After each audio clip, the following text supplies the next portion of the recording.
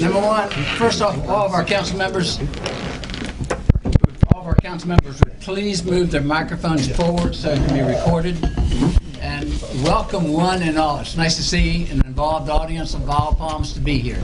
This is Isle of Palms City Council. Today is Tuesday, February 26, 6 p.m. I'd like to make a notification that both the members of the press and the public were duly notified in accordance with the Freedom of Information Act. Please feel free to join me as I say a prayer to be followed by our Pledge of Allegiance and roll call. Dear wise and loving Father, I thank you for everything you have blessed us with, for our health and life itself on this island we call home. With everything that has taken place around our country and world, help us find peace. We are but one human race. We all need to live with diversity.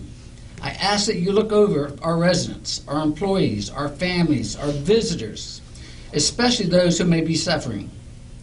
Lord, please look over those who protect our country and those public safety personnel who work 24/7, 365, looking over us. I thank you for our country's freedom of speech and our liberty. I ask for your guidance and wisdom tonight in making decisions that affect our residents and businesses, not only for right now, but for generations to come. It is in your holy name I pray, amen. Amen. I pledge allegiance to the flag of the United States of America and to the republic for which it stands, one nation under God, indivisible, with liberty and justice for all. All right, thank you. You noticed I didn't have you press the button. I pressed a button, I think. Yes. Councilmember Bell. Here. Councilmember Buchanan. Here. Councilmember Perrin. Here. Councilmember Kinghorn. Here. Councilmember Moy. Here. Councilmember Rice. Councilmember Smith. Here. Councilmember Ward. Here. Mayor Carroll. Here. Interim Administrator Fregoso. Here. And Attorney Copeland. Here. Thank you. Second order of business is the reading of the journal of the previous meeting, regular meeting of January 22nd, 2019. So I hear a motion to approve. So moved. Second? Second. Any discussions, corrections? Hearing none, all in favor? Aye. Nays? Ayes have it. Fun part, citizens' comments.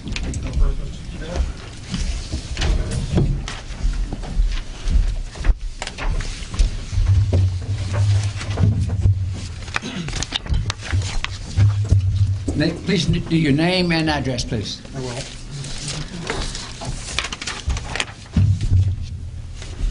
But you know I like handouts. Oh, we love homework. Thank you. Yeah.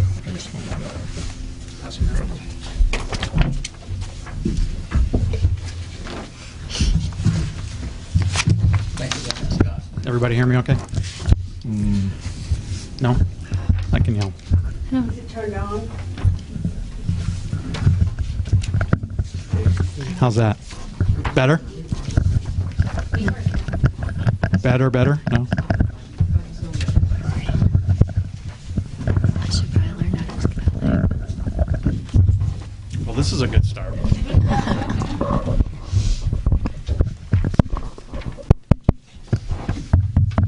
How's that? Yes, I'll speak up. Thank you.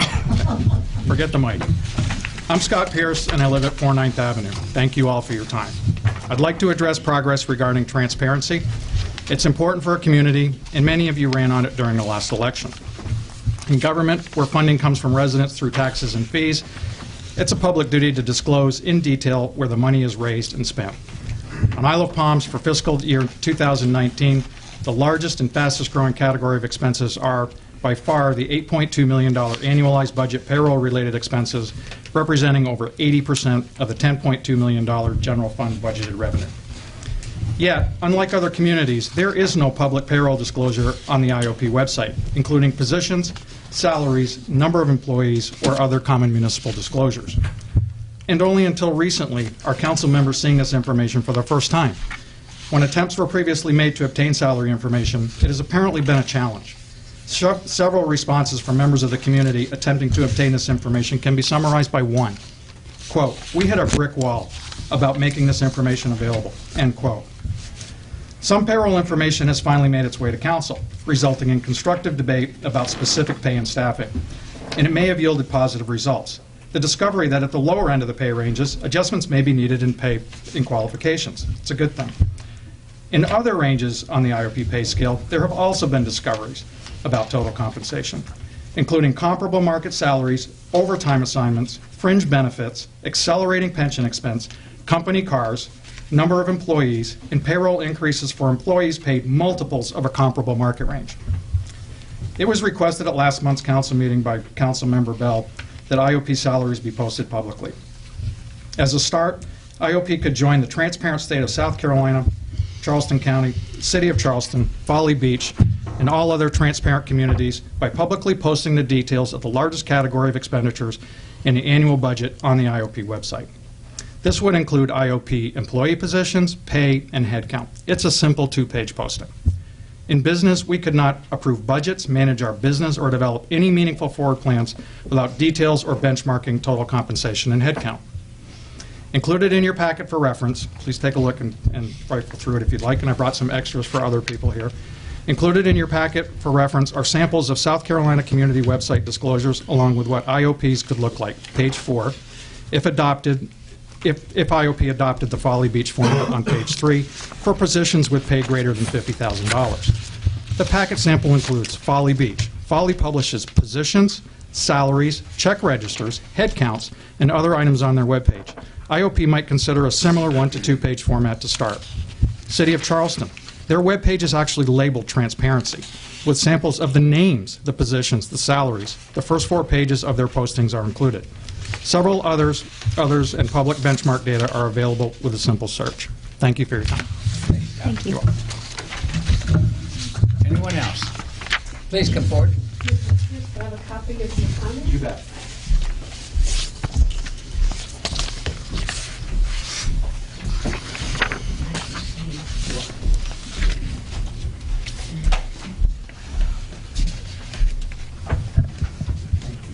Hello, I'm Barbara Harrington, residing at 523 Carolina Boulevard since 2003.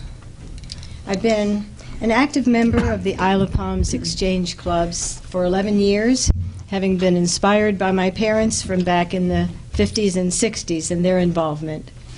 I'm currently past president of the Isle of Palms Exchange Club and chair of the Isle of Palms Community Corporation.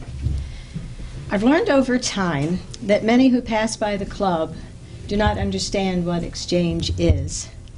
Many others are not aware of the Exchange Club's 58-year relationship with the Isle of Palms Community Corporation, IOPCC. I'd like to offer an explanation. The IOP Exchange Club is a chapter of the National Exchange Club. We are a 501c4 charitable organization and have served our community for over 70 years. Our services are based on the National Club's missions, community, veterans, Americanism, youth, and our national project, the prevention of child abuse. We focus our efforts on helping through volunteering and various fundraisers, partnering with the IOP City, our Isle of Palms Connector, Run and Walk for the Child, offers around $50,000 annually to local child abuse prevention organizations. The Oyster Roast funds are scholarships and local veteran support activities. We support commerce and camaraderie through the Front Beach Crawl and Marina Festival. Several IOP rec teams wear our Exchange Club shirt, and we have volunteered for the Halloween Festival, Front Beach celebrations, the Farmers Market.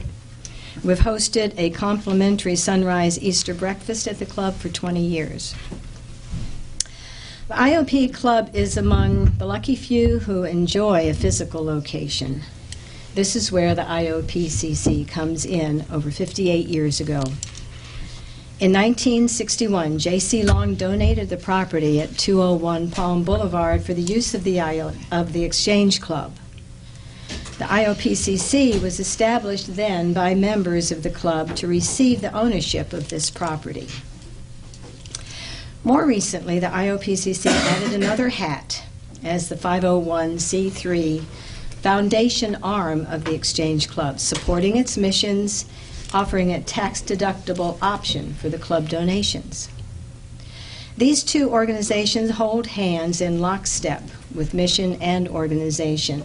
Our current president, Tom Vandenberg, President-elect Melody Yale, and I, as immediate past president, reside on both boards of the club and the foundation with other Exchange Club members. Our gift of property is a gem that we wish to polish and give back to the community in a new legacy of service. Our Legacy Community Service Program will bring improvements to our waterfront property for the purpose of expanding our missions. We are developing special community events and water access programs for those we serve, community, veterans, and youth who may benefit from the healing nature of water. There's a lot of history and a vision that we can share with anyone who has questions. We would like to invite our City Council to meet with our board for more information and to explore how we can best serve our island community with our services and our facilities. Thank you. Thank you. You didn't even ask. We're going to. My favorite Irishman. My name is Henry Hagerty. I live at 106 Forest Trail. I emailed all of you all these folders, and I'll give you a copy and email it later so that I might be a madder Irishman than Jimmy Carroll or any other Irishman I know. I'm upset about this issue with the flooding in the circle right next to us for a couple of reasons. And I think the best thing is to say that everyone has a right to do what they want to do. That's number one. This is America. But when we have a problem that's obviously getting worse, and then we pretend that 5 houses are going to have less impermeables than 3 without really checking it, that's a problem. I don't know within the current licensing that y'all do if you're able to go, all right, if you, the developer, as he claimed, that the 5 impermeables with driveways and things, even though there's only 2 of the 3 houses have them now, is going to be less square footage than is now, then maybe he commits to 2,400 square foot houses on all 5, and so it actually is locked in, not alleged, not maybe, but a contract. That's great. That's one way to do it. Another way is to make sure that we get other ways to handle that flooding. The bigger issue to me that I would challenge y'all is a couple of things. One is I would strongly consider asking y'all to not, in the future, make the Planning Commission separate from County Council. We did not elect them, we elected you. I would like the people that I elect at least have a voice in it. Whether I agree with that voice or not, that it has a connection there. They do a great job. I'm not dissing that, but here we are at a place in this situation where there's no structure for a mandatory notification, so it just popped in. If someone hadn't found out about it, we would have never known. There's nothing in place either that gives a weight to some of the codes versus others. Now, right now, we've got great codes on trees. Love my trees. Love the trees. They were there with the Indians. So we're going to protect the trees. We're going to have .41 for each. That's great. But there's all these codes that Jamie Vance, in her genius, looked up. And they're all about flooding. They're codes, too. Are they less valuable codes than the other codes? Are they equal? Are they the same? These are under your purview, if I'm not mistaken. There's deep flooding there. It's worth looking at. It's worth fixing when we're going to start to add this much more to it. I've heard a lot in these meetings about how this developer and realtor are going to help these residents, some of these poor older residents. It's like, if this is a nonprofit, I'd like to know about it. Now, when I make money, I make money. I'm actually running Moondog Animation right now, who does the Yorktown and the aquarium. They've asked me to come help them because they're all over the place. I do that for money, not to help children. But not for money, I interview all the kids at Camp Happy Days for 8 years now about cancer. I help the firemen on the Fireman's Walk. I do Horses for Heroes. That's not because I have a halo over my head. That's stuff that I want to give. So this is a for-profit venture or it's a charity. Which is it? If it's for-profit, how much are they making and what are the residents that they claim to just be helping making? That may not be my business, but what is my business, if it's for profit, put something aside so when these flooding issues increase, there's a kitty that they pay for, not you, because you didn't build those buildings, they did. It's fine to make money, but just call it what it is. Thank you very much. You guys all have these. I'm going to leave this for you. Thank you, Henry. Thank you.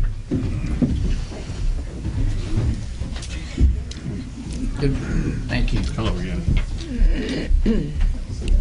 Hello. I'm Jamie Zazella of 104.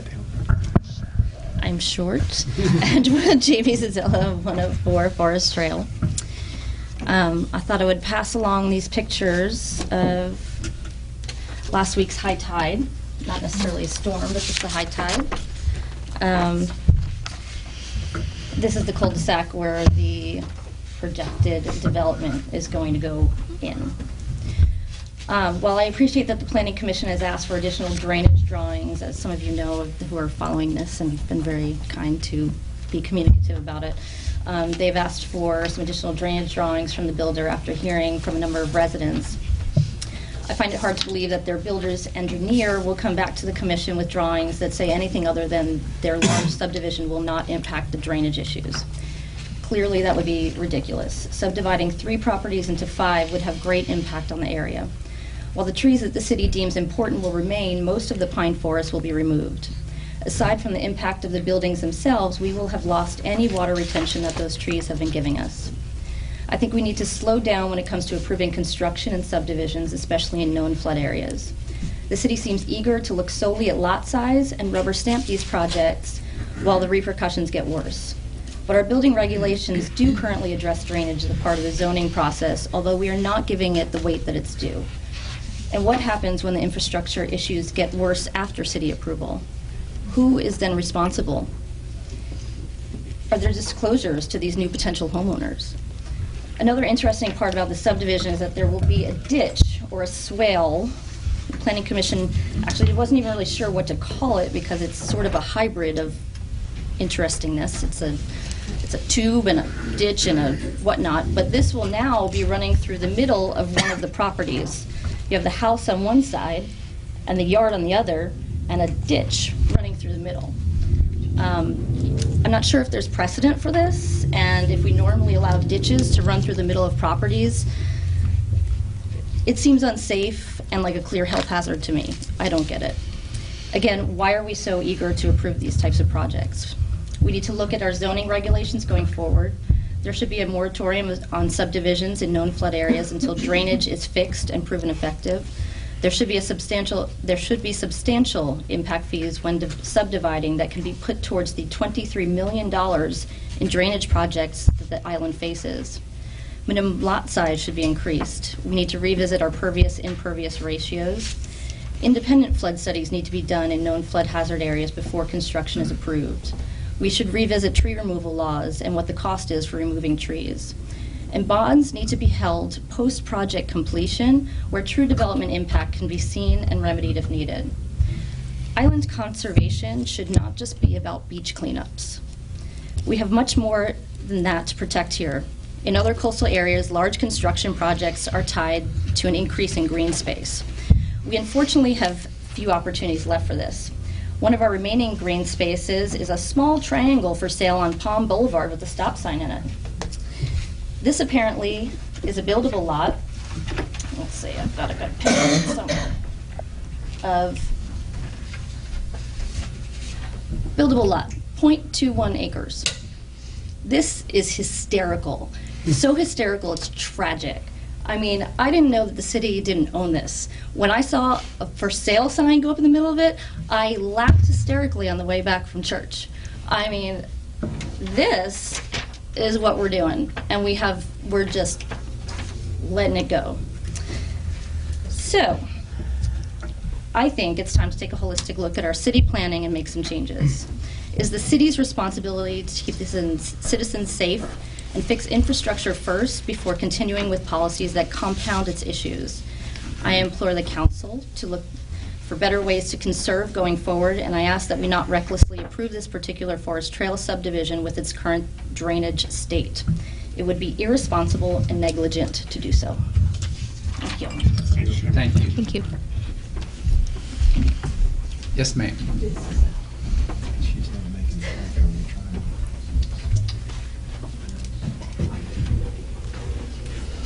Have some pictures.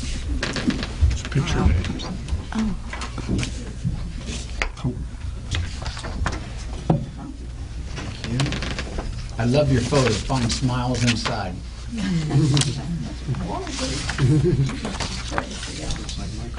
And Thank you.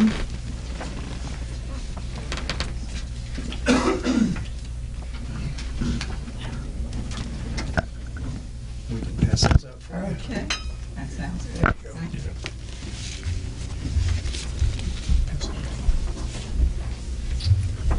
I'm Margaret Mitchell. I did not write long. I know somebody that knew her mother and played bridge with her.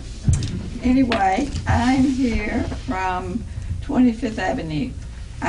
We bought the house in 2000 and we love it.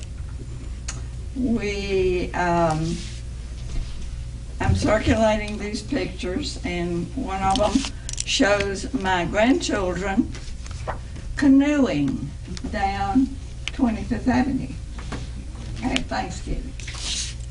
No problem.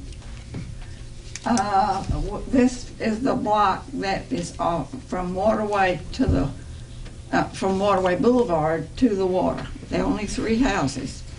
We look at the backs of houses, so there's nothing across the street. These pictures started with the ones taken at Thanksgiving, and it's not unusual. It is unusual to have anybody canoeing down across 25th Avenue, but it's not unusual to have that kind of water. This has been going on for years.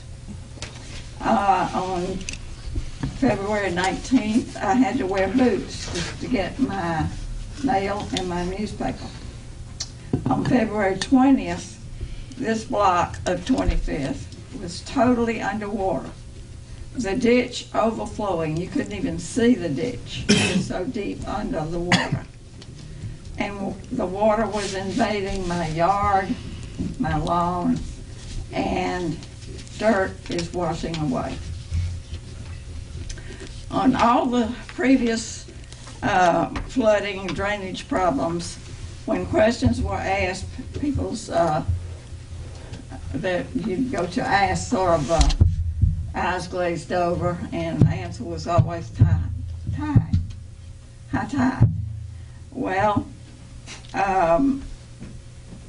I would just like to have something that would lessen that, because it's a loss of property with one of the most beautiful sunsets, marsh, seabirds, and island waterway traffic from my house. According to my tax bill, this piece of land is valued at more than $1 million. The house isn't anywhere like that. It's the land. And with every heavy rain, there is more land lost. I've been given a list of what I can and cannot do with words like permeable and impermeable. I know a little bit about that because my husband was an engineer, but he's gone, and he did love those sunsets. Is it too much to ask to have the ditch and pipes cleaned on a regular basis? A friend who lived near Breach Inlet said there had been a similar situation, and they used a nipple or check valve to control tidal water coming in that into that ditch at high tides, and thus allowing rainwater to get out. Will you help me? And Thank you very much. Thank you.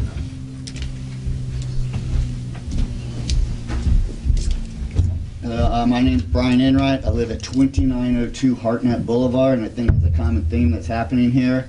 I'm here to discuss a little bit about that flooding.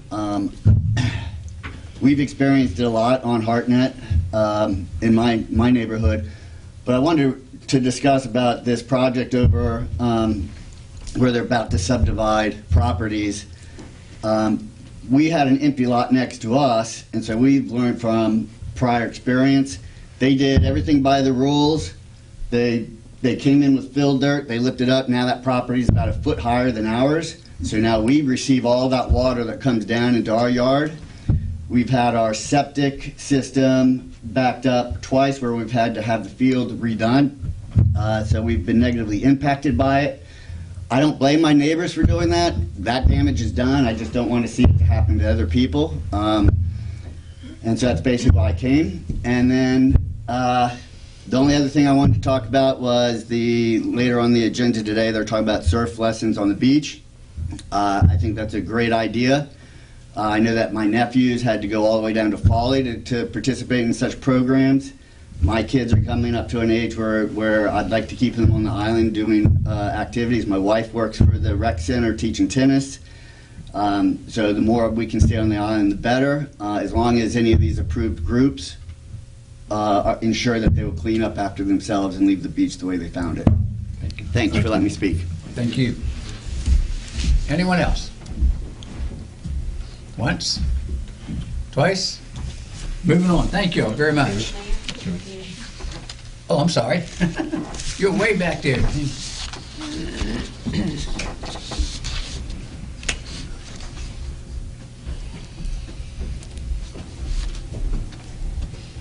My name is Jeannie Murray. I live at 233 Forest Trail, and I am on the other side of the development of, I don't know the address, but of Bonnie Holden and Dave's and Waldowski's houses. My view right now out of my front door is what the island used to call the Italian Villa. It's at 3 Cross Lane. To my right is 244 Forest Trail, which is huge. It's just a huge, huge piece of property. Next to that, we have Danny Gladden's old house, which is a very nice house. It's not that big, but it's nice. Next to that, we have another large house. Across the street from that, at 229, we have another large house. And I heard at the planning meeting that it was the integrity of Forest Trail was being changed. Well, the integrity of Forest Trail and the entire island has changed. I've been here for 43 years.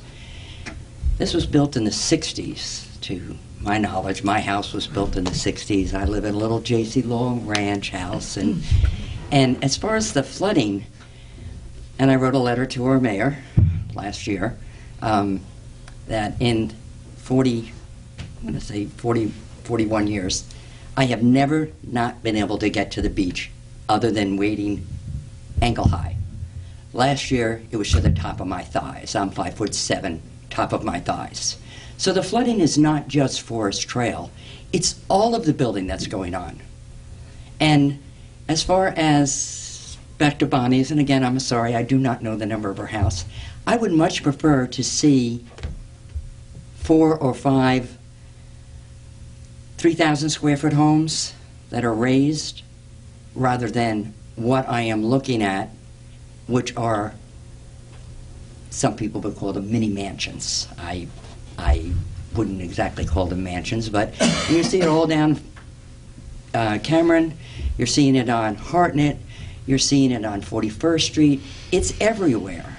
And the island is changing. It's developing. People want, number one, to get away from the flood insurance, which I don't even have because it's over $6,000 a year.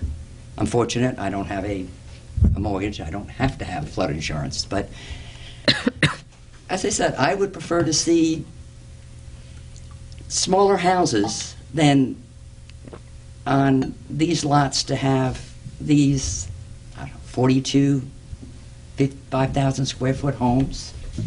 I don't know the size of them. I just know what I look at. And Most of them have pools in their yard, which again is permeable, impermeable material. So I had no, and I do apologize for being late, by the way. I had to sneak in under the, so I didn't hear the rest of the comments, but that would be mine as not being up at that part of Forest Trail, which has not changed as much. But my part of Forest Trail, where I come in at 34th Avenue, is drastically changed. And that's my opinion. Smaller houses, taller, smaller, and not these huge homes. So, and as far as the little lot on 7th Avenue, I am for it being donated to the city for a monument to J.C. Long, who gave a lot of work and property and land to this island. So hopefully that will come through from the beach company. Anybody that might be concerned with the beach company, I'm hoping that they will do that. So thank you for your time. Thank you. Thank you. Okay, this time I'm going to look around the room real closely. Is there anyone else who would like to speak? Hearing none, we're going to move forward. Report from standing committees, Ways and Means. Mr. Mayor, a Ways and Means Committee meeting was held at 5 p.m. Tuesday, February 19th in council chambers. We called meeting to order, approved the previous meeting's minutes. A financial statement presentation by Treasurer Suggs, and briefly, all revenues year-to-date is actual as a percentage of budget through January 31st, 2019 is 51%. Expenditures are 44%. General fund year-to-date revenues percentage of fiscal year 19 budget, we're at 50%, and we're at 53% on the expenditure side. So we've had a couple of budget workshops in meetings the past couple of months. Also, our cash balances are at the end of January are $17,496,000. Fund balance at 6/30/2018 was $17,441,000. We're projecting a forecasted fund balance for 6/30/2019 of $17,143. Some things that are interesting to note as far as January at the some of the numbers. The business license and building payment revenues continue to outperform budget. Revenues related to the Wild News project began in February. Forecast these revenues to exceed the fiscal year 19 budget by approximately $470,000 at 6/30/19. Total general fund expenses forecasted to be under budget by approximately $328,000 due to vacant positions and lower than budgeted legal, professional, and tuition reimbursement costs. These savings offset the increase in the fire department overtime resulting from storm prep and recovery and coverage for military leave and light duty. Budget replacement of 75-foot ladder truck delayed to fiscal year 20. The impact is $849,000 on forecasted capital projects, revenue, and expense. The fiscal year 19 budget includes $470,000, $235,000, $235,000 again for public safety, building repairs, and capital projects, municipal ATAX, and state ATAX funds, respectively. Forecast assumes only 50% of these costs are incurred before the end of the fiscal year. There's a chart that the city treasurer put together using pie charts and showing general fund revenue budgeted and expenditures for fiscal year 19. And if we can get some of these made to have available for you upstairs, that'd be great. It shows what your resident property tax is by department on appraised homes of like $500,000. Let's take, for instance, recreation. That would be a 4% property, not 6%. That would be $36.71 of the total property tax of $394. $1 million, the recreation portion allocated for that would be $73.43 of a total Isle of Palms property tax bill of $788. We've been looking really hard at police department compensation, especially for sworn police officers below captain, and we hope to come up with something to increase the pay for our junior officers to retain them in the future instead of just bringing people aboard and send them to academy and then they decide they want to leave. We're trying to encourage people with experience to come work for Isle of Palms, and one of the things that's going to influence that is compensation. And that's all I have to say. I'll let you present the new business as far as the motions. So do I hear a consideration for a merit pool increase of 2.5% for fiscal year 20 budget? So moved. Second. Second. Do we have discussion? Mr. Mayor? Yes, sir. Yeah, we obviously had this discussion during Ways and Means, and I'm going to reiterate the same comments. If the intention is to establish acceptable human resource practice of midpoints, percentage against those midpoints, then I'm all in favor of it. If the intent is what I consider peanut butter spread, I'm going to make the same comment. On the COLA raise that we approved, 31% of that money went to the top 17 employees. That means that at the top, those people get roughly 4 times the amount of money that we're putting at the bottom of the pay scales. So as we address police pay and other pay, excuse me, that are below the $50,000 threshold, what we've been doing just simply would never occur in business. And we have now increased payroll costs by 50% over the last 10 years with roughly flat headcount. So I'm okay with merit increases, combined merit and COLA, but the practices of the past absolutely have to stop because it's not fiscally responsible. Yes, sir. I completely agree with Councilmember Bell in terms of the need to address that process. And the recommendation that came out of the Personnel Committee was that we would recommend this increase with the caveat and the expectation that the council would work with department heads to establish a standardized merit process that would create an objective, range-based and merit-based process for determining what those amounts would be. Thank you. Anyone else? Yes, ma'am. Just as a member of the Personnel Committee, I concur, and it's important that we get a new tool for the evaluation process. Also, that we get across-the-board education in terms of doing those evaluations and making sure that we have straight across the board everybody understanding and on the same page. I think we made that perfectly clear that we were okay with putting in the 2.5 in the budget, but it's contingent on all of these things, not just putting the money in the budget. Thank you. Anyone else? I also concur with everybody's comments, so thank y'all. All those in favor? I got one question. It's nice to see that we've gone back to just a merit base. You know, I've worked on council before and fought for years to try to get a merit base, and then it had switched to both merit and COLA.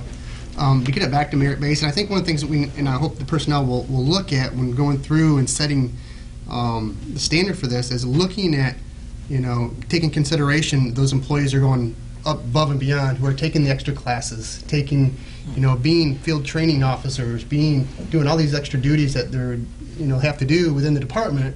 They're not getting compensation for it, and this is a great way to compensate them for their extra duties as well. So.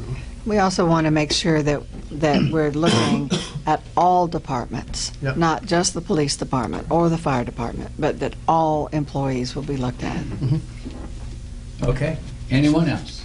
Hearing none. All those in favor, signify by saying aye. Aye. Any nays? Ayes have it. Thank you. Consideration of wage adjustment in the police department. We are talking about a 7% increase for our police officers. Certified police officers who have graduated from the academy and the field training starting on the average of $42,000 $9, which is representative of a 7% increase. We have a motion. So moved. Second? All right, we have a second motion. Discussion. Yes, ma'am. Just one more time, I want to be sure that we understand that this motion is for the police department, but we need to do this for every single department. That we have other employees that are lower than some of these police salaries, that they all need to be looked at, rather than just saying, okay, we've got a problem in one department. We need to be looking at every salary. Thank you. Mr. Mayor, I'll address this. We definitely need to look at this. We did this with the fire department some years ago and tried to retain our firemen, but we have Isle of Palms is not alone in short staffing of police. This is a statewide problem, and it's being recognized everywhere. We have departments just north of here, in North Charleston, are giving their police officers sign-on bonuses, and they're giving whoever refers them a sign-on bonus as well. So it's interesting that we're training these good officers and they're leaving for a higher pay of just $1,000 or $2,000. So if we can go through and get those low-end pay raises in place and try to keep our staff up to where it needs to be, I think this is where we're going to be. Totally agree. Mr. Mayor? Yes, sir. And just to further validate why we feel like this is so important, everyone's aware that we have experienced some turnover in the police force in the last few months, and the city staff conducted exit surveys and surveys with the current employees to figure out what's the big reason, and the number one reason was wages and compensation.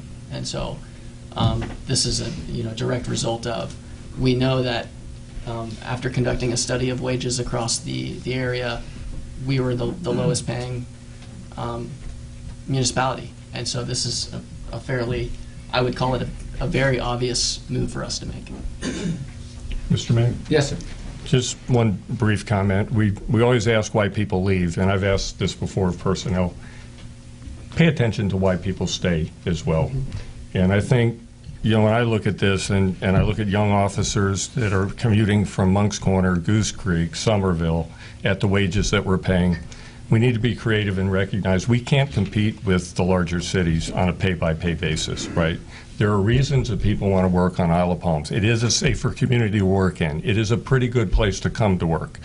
And I'd suggest that the demographics of how we hire come into play very, very strongly in these officers leaving. It isn't just a couple of $1,000s more. So if personnel would take the time to kind of flip this a little bit and look at the reasons why people stay, I think we'll actually have a better, more productive police department.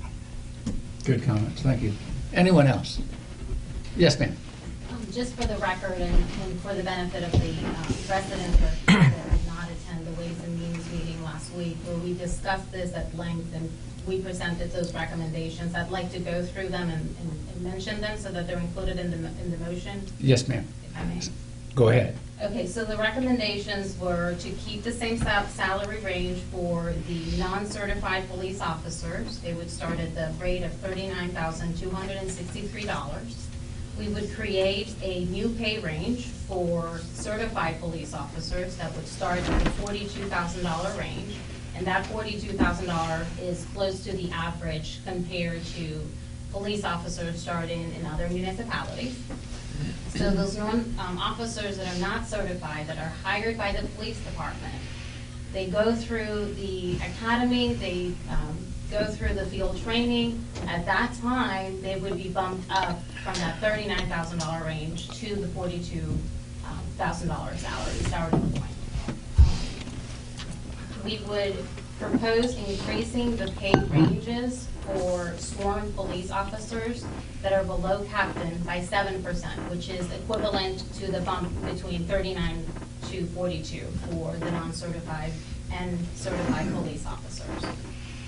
So after doing that, we would adjust the current employees to the new minimum if they're not already there.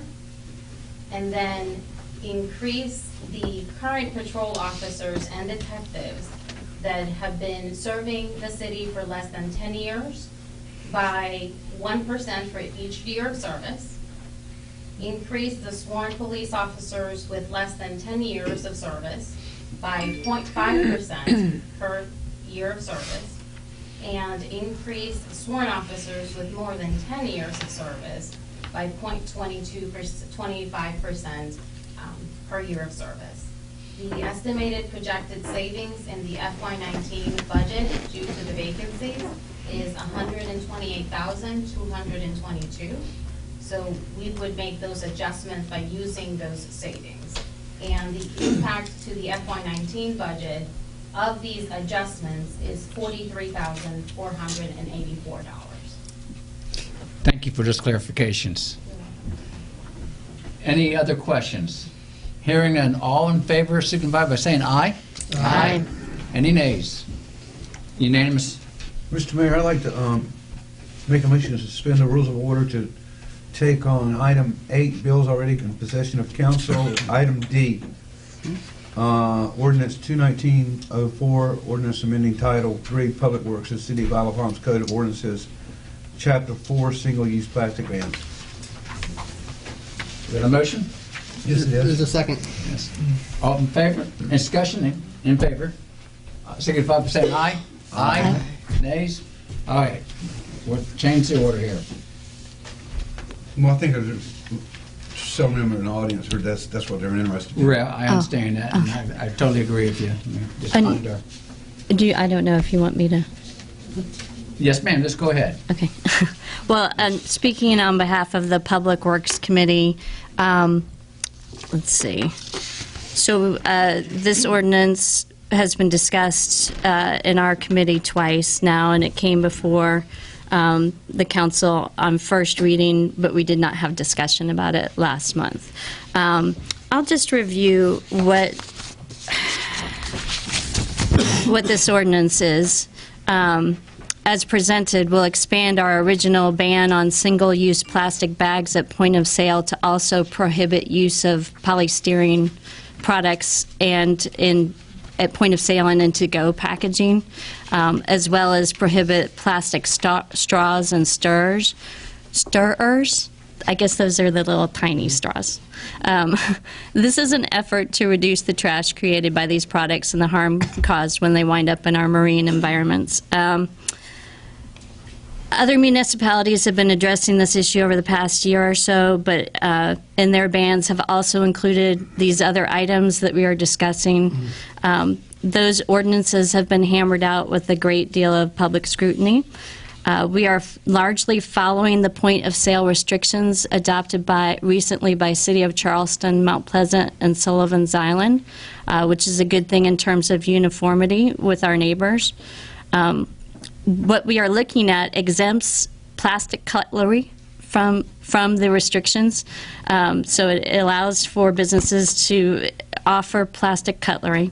It also allows for food serviceware and packaging and cups made out of compostable or recyclable plastic materials. For example, plastic cups used by the Windjammer are exempt because they are recyclable. Which there was some confusion about that because it's a little bit hard to take it all in when you're looking at the ordinance. At our last committee meeting, we did vote to also recommend changes that would prohibit condiment packages and plastic lids. That is not reflected in the minutes of the meeting. We had some trouble with the audio from that meeting, so it's not clearly reflected in the minutes, and we wanted to make a point to explain why that was reflected in this, what's in your packet. However, at that point in time, I did not realize that this was a deviation from other municipalities. So I'm actually would personally encourage what we originally presented in January, which includes exemptions for condiments and plastic lids so that they would be allowed. I hope that all makes sense. Let's see. There are some time concerns as the South Carolina Senate is looking at superseding packaging restrictions like these with the subcommittee hearing later this week. However, I will also point out that we had intended to reach out to our businesses, and we're trying to time that with another meeting that we're expecting to do on public transit, and we have not had a chance to do that, and there may be a need to meet with them and make sure that we have their input before we move forward with a vote on second reading. I wonder, Mr. Chairman, that we need a motion if we're going to... Motion to delay the vote. Motion to delay? Yes, sir. Next month. Next month. Second. Any other discussion for delaying this until next month? All those in favor say aye. Aye. Nays? Ayes have it. Thank you for the clarification. Okay, back to consideration of award of a contract for Butler Chrysler Dodge Jeep in the amount of $50,659 for 2 pickup trucks, $25,329.50 each. This is in our budget under ATAX and also capital outlays. Do I hear a motion to, I'm making a motion to approve. Second. Discussion. I'll just, for the record, one of the vehicles is to replace a 2012 model that's currently being used by our Public Works Director, although it's not currently being used by the Public Works Director because it's having some repairs done after it was stolen and found. But it's something that has been deferred for some years, and we're at the point where we need to replace that. And the second vehicle is the vehicle that will be provided to the new position for Assistant Public Works Director within the department. So we would be buying that for that new position. Thank you very much for the clarification. Any other discussion? Hearing none. All in favor? Aye. Aye. Any nays? Motion passes unanimous. Consideration of increasing annual NPDES stormwater fee to $72. That's doubling the fee. I'll make that as a motion. Second. Discussion. Yes, sir. So this, of all of the increases that we've got on the agenda, this is the one that troubles me the most. While it is dealing with stormwater, it is effectively and truly a flat tax, which means that homes that are small on big lots that have a significantly lower impact than homes that are large, have a swimming pool, have a driveway, everyone's going to be paying the same. We're not addressing the permeable, impermeable, and while I recognize the need to increase our revenues, and certainly we have a drainage issue, pretty significant one that will require significant funding. We need to address it in a way that requires more from the folks that are causing the greater impact. And so I don't know how we can, in good faith, say we're going to flat tax everybody on the island the same, equally, regardless of the size of their home or their lot or their impact. Thank you, sir. Anyone else? Here. Yes, Mr. sir. Grant, I've talked about this in the past, and I've tried to make those changes necessary where we have an impact. And obviously, we can't go through, and it makes it very difficult to do impact fees. But we're asking, the homeowner that lives next to Mr. Enright to pay the same price that impact that he's getting flooded with, and their home is, has a huge problem. And they're both going to be paying the same amount. And I've tied it back to try to go through lot coverage, try to see what the pervious versus impervious, and I know that can be expensive going through the county, but I think there's a way that we need to go through and address those instead of just across the board, and we talked about this, but really address those properties that are causing the problems, and not just hit everybody evenly. Anyone else? Yes. Yes, sir. Well, those are nice thoughts, and I couldn't disagree with the logic of them. The fact is that breaking it out is going to be difficult, and you're not going to raise the revenues that you need. And And the number one issue as described to us by the citizens was stormwater-based issues. So we've got to begin an effort to fund it if we're going to make a difference to prevent some of these problems as opposed to being reactionary. Yes, ma'am. So I believe I understand we'll be increasing this from 48 to 72, correct? $48 to $72. So I think I may have heard doubling. It's not quite doubling. Right. That it's worth pointing out that is the rate that Sullivan's Island and Charleston County charge, and it's actually less than the $90 rate that the city of Charleston charges. And I remember from our Ways and Means discussion, it would be extremely cost prohibitive to try to figure out who lot coverage and that kind of thing and reflect that in this stormwater fee. So we've got stormwater and drainage issues, and this is a revenue source that the county provides and collects for us and makes sure is earmarked for those purposes. Anyone else? I would like to say a few things. Our Planning Commission is looking at drainage. Our Planning Commission is looking at lot coverage. Our Planning Commission is looking at pervious versus non-pervious. We've got to be proactive, we have to be resilient, and we have to be receptive to what they bring to us in the future. I feel sorry for what we are being faced with right now, but the city is moving forward.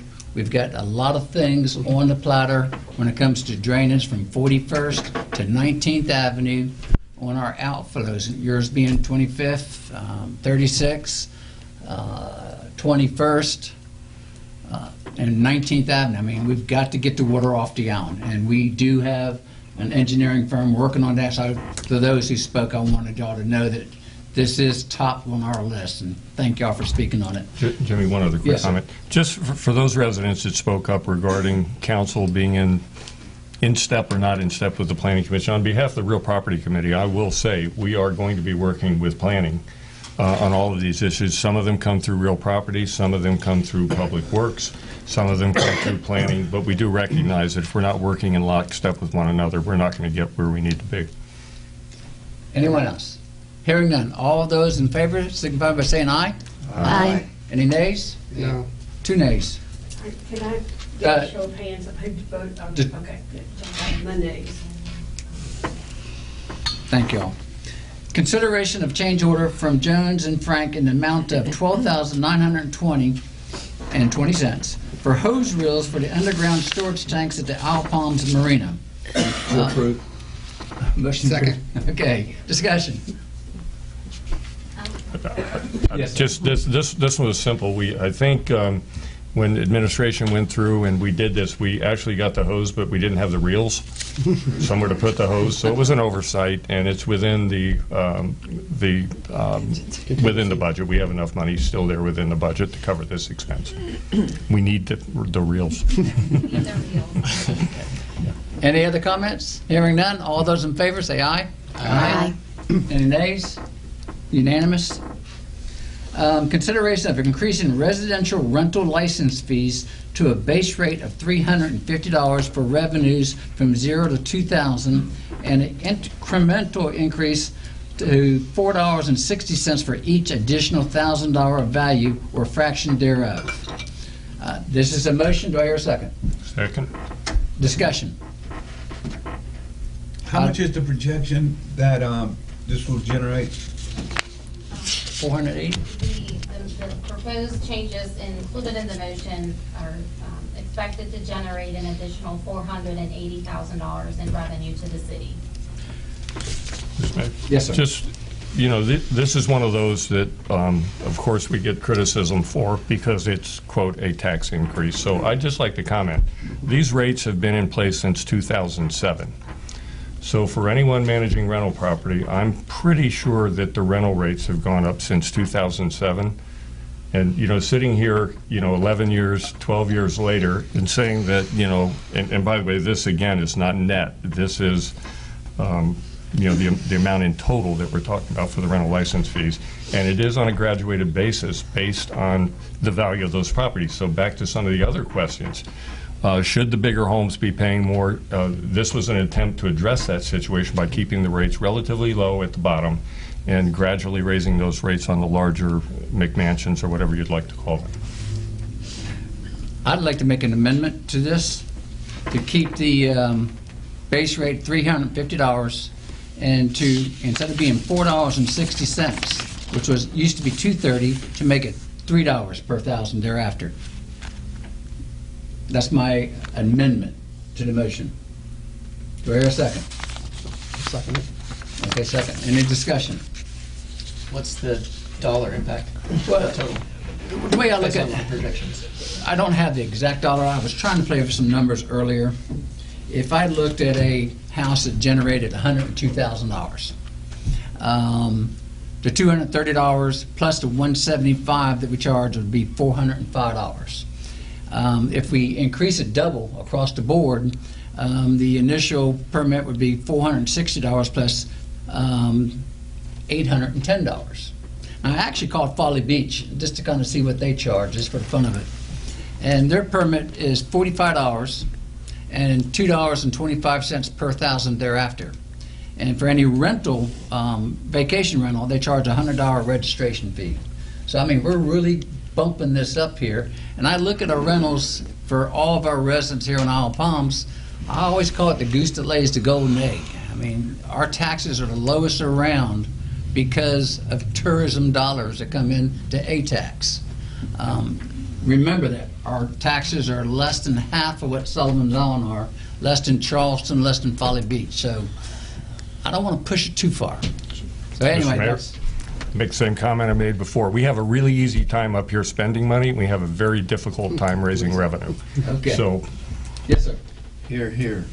And if you want to keep your property taxes low, you've got to take some of these other measures that are impact fees or user fees, where the people that are impacting the island and the residents are paying for it, or if you're using a service of the island, that you then pay for it. If you're not using a service, you don't have to pay for it.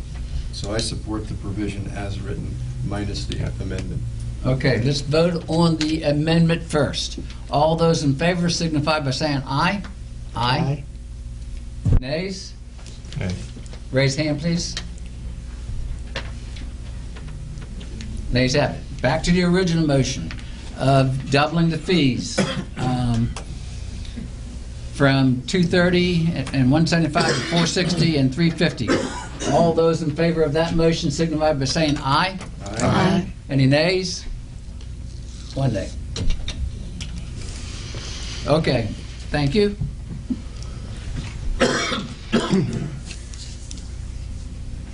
Consideration of standardizing the building permit fees to a $50 base fee plus $5 per $1,000 of the project cost. So That moved. is a motion. Do I hear a second? Second. Discussion. Mr. Mayor, if I may, real Yes, sir, quick. please. Which I found this interesting, and it's not. We're just kind of making this a level playing field right now. Before, and I'm not sure why it was that way, but it kind of incentivized the more you spent. I mean, the more your house was, or the bigger it was, the less your permit was. So it kind of not that this is going to incentivize, but it incentivized building larger homes because you got a lower, building permit fee overall. We're just making it now that all building permit fees are the same no matter what you're building. I'd like to extrapolate, take it even further, and look at those houses that take up a larger footprint on your property, who have more non-pervious surface to actually pay more because they're going to have a larger impact on drainage. That's kind of the biggest thing that we're focused on is drainage. And bigger homes obviously have larger impacts on drainage. We need to address that. I'm fine with this moving forward, but I know we're still going to move forward on looking at those ideas in the future. Yes, sir. Any other discussion? Hearing none. All those in favor say aye. Aye. Any nays? Unanimous. Consideration of increasing the Comcast franchise fee from 3% to 5%. So moved. A second? Any discussion? Yes, sir. Repeat my position. I'm against franchise fees. It's just another backdoor tax. Yes, ma'am. I'll repeat my position that I understand this is leveling the playing field because AT&T already pays the 5% rate.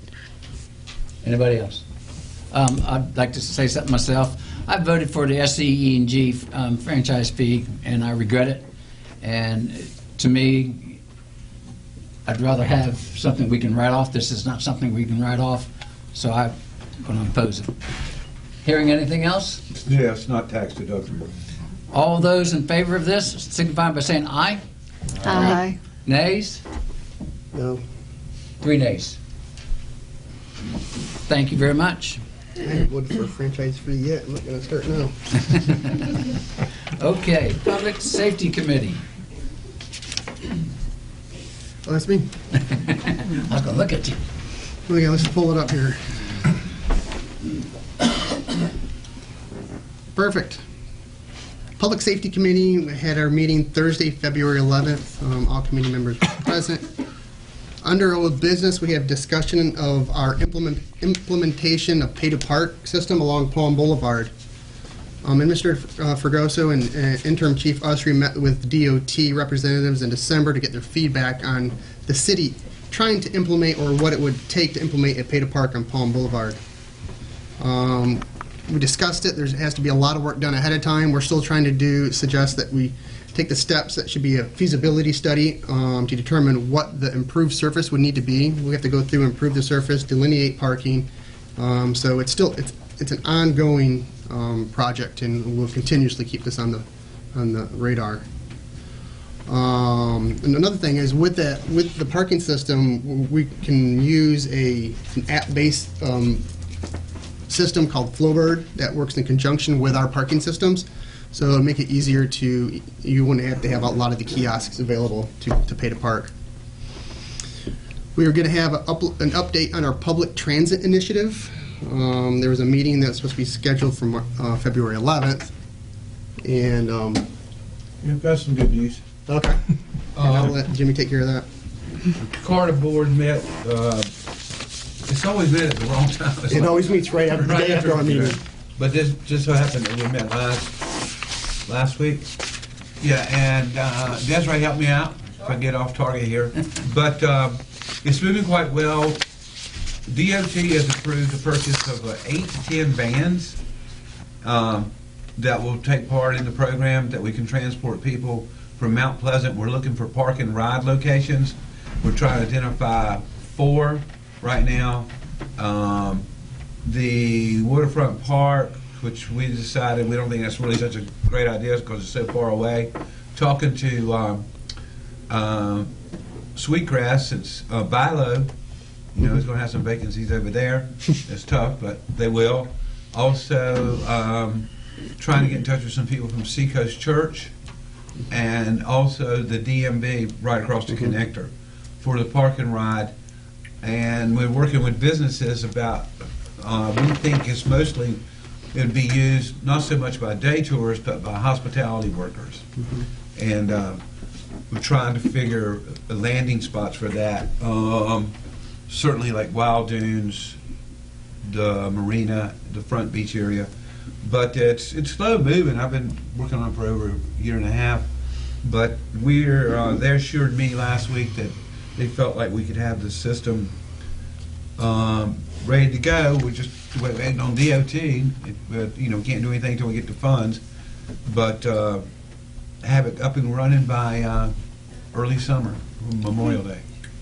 That's great news. Perfect. Just one Yes, small ma'am. correction. The funding for the vehicles were approved through CHATS, that's the commission. Right. We're waiting for SCDOT to approve them next month. We don't expect to have any major issues on that end. So we're waiting on that final determination from SCDOT before we move forward.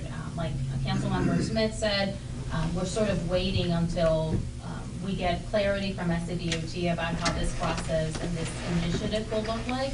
And we'll be having and calling for a second meeting with the representatives from the commercial district, from the marina, and from Wild Dunes, which are highly, highly interested in having this program. And it will be a pilot program, and it probably won't be perfect the first year, but I think we're all excited about how this might look and how this might provide some relief to our parking situation for our hospitality. Yeah, it works really well downtown. If they set it up out here like you did downtown, you park for $5 and you get on the bus and it doesn't cost anything. Perfect. And this would work a little differently, and I can send you all some literature about this, but the way that it would be geared towards hospitality workers. They would all get together, meet in a specific location, and there would be one bus that would be driven by one of the employees. So rather than having all of the cars on the island, they would arrange a time to meet and a time to return to where their vehicles are parked. So it's a brand new initiative. It's been successful in many municipalities, and the COG is very interested in seeing how that plays out here. Right. Great news. Excellent. Thank you. Moving on, as always, we had our discussion of coyote management. Actually, we had Captain Swain reported that trapping began the week prior to our meeting with one trap placed at 3,000 block of waterway, 3 traps placed at Waterway and Forest Trail, another 3 traps at Waterway and Timber, and 3 traps back at Back Bay. They were basically placed in locations where we've seen a lot of sightings. Traps actually caught 2 coyotes in the first 3 days and 6 raccoons. The thing is with those, those coyotes are smart, so we always have to move once they get trapped, or even if we always have to take those traps, take them back out. We have to basically boil them, recoat them, and put them back out again, so there's no smell or scent on them. So it's quite an endeavor. We had consideration of beach handicap accessibility. We're looking at the laws to make the beach more handicap accessible, to make it down there for those, and next month we'll have a better proposal for that. Under new business, the status of engaging a law enforcement consultants to conduct an independent assessment of our management operation for the police department.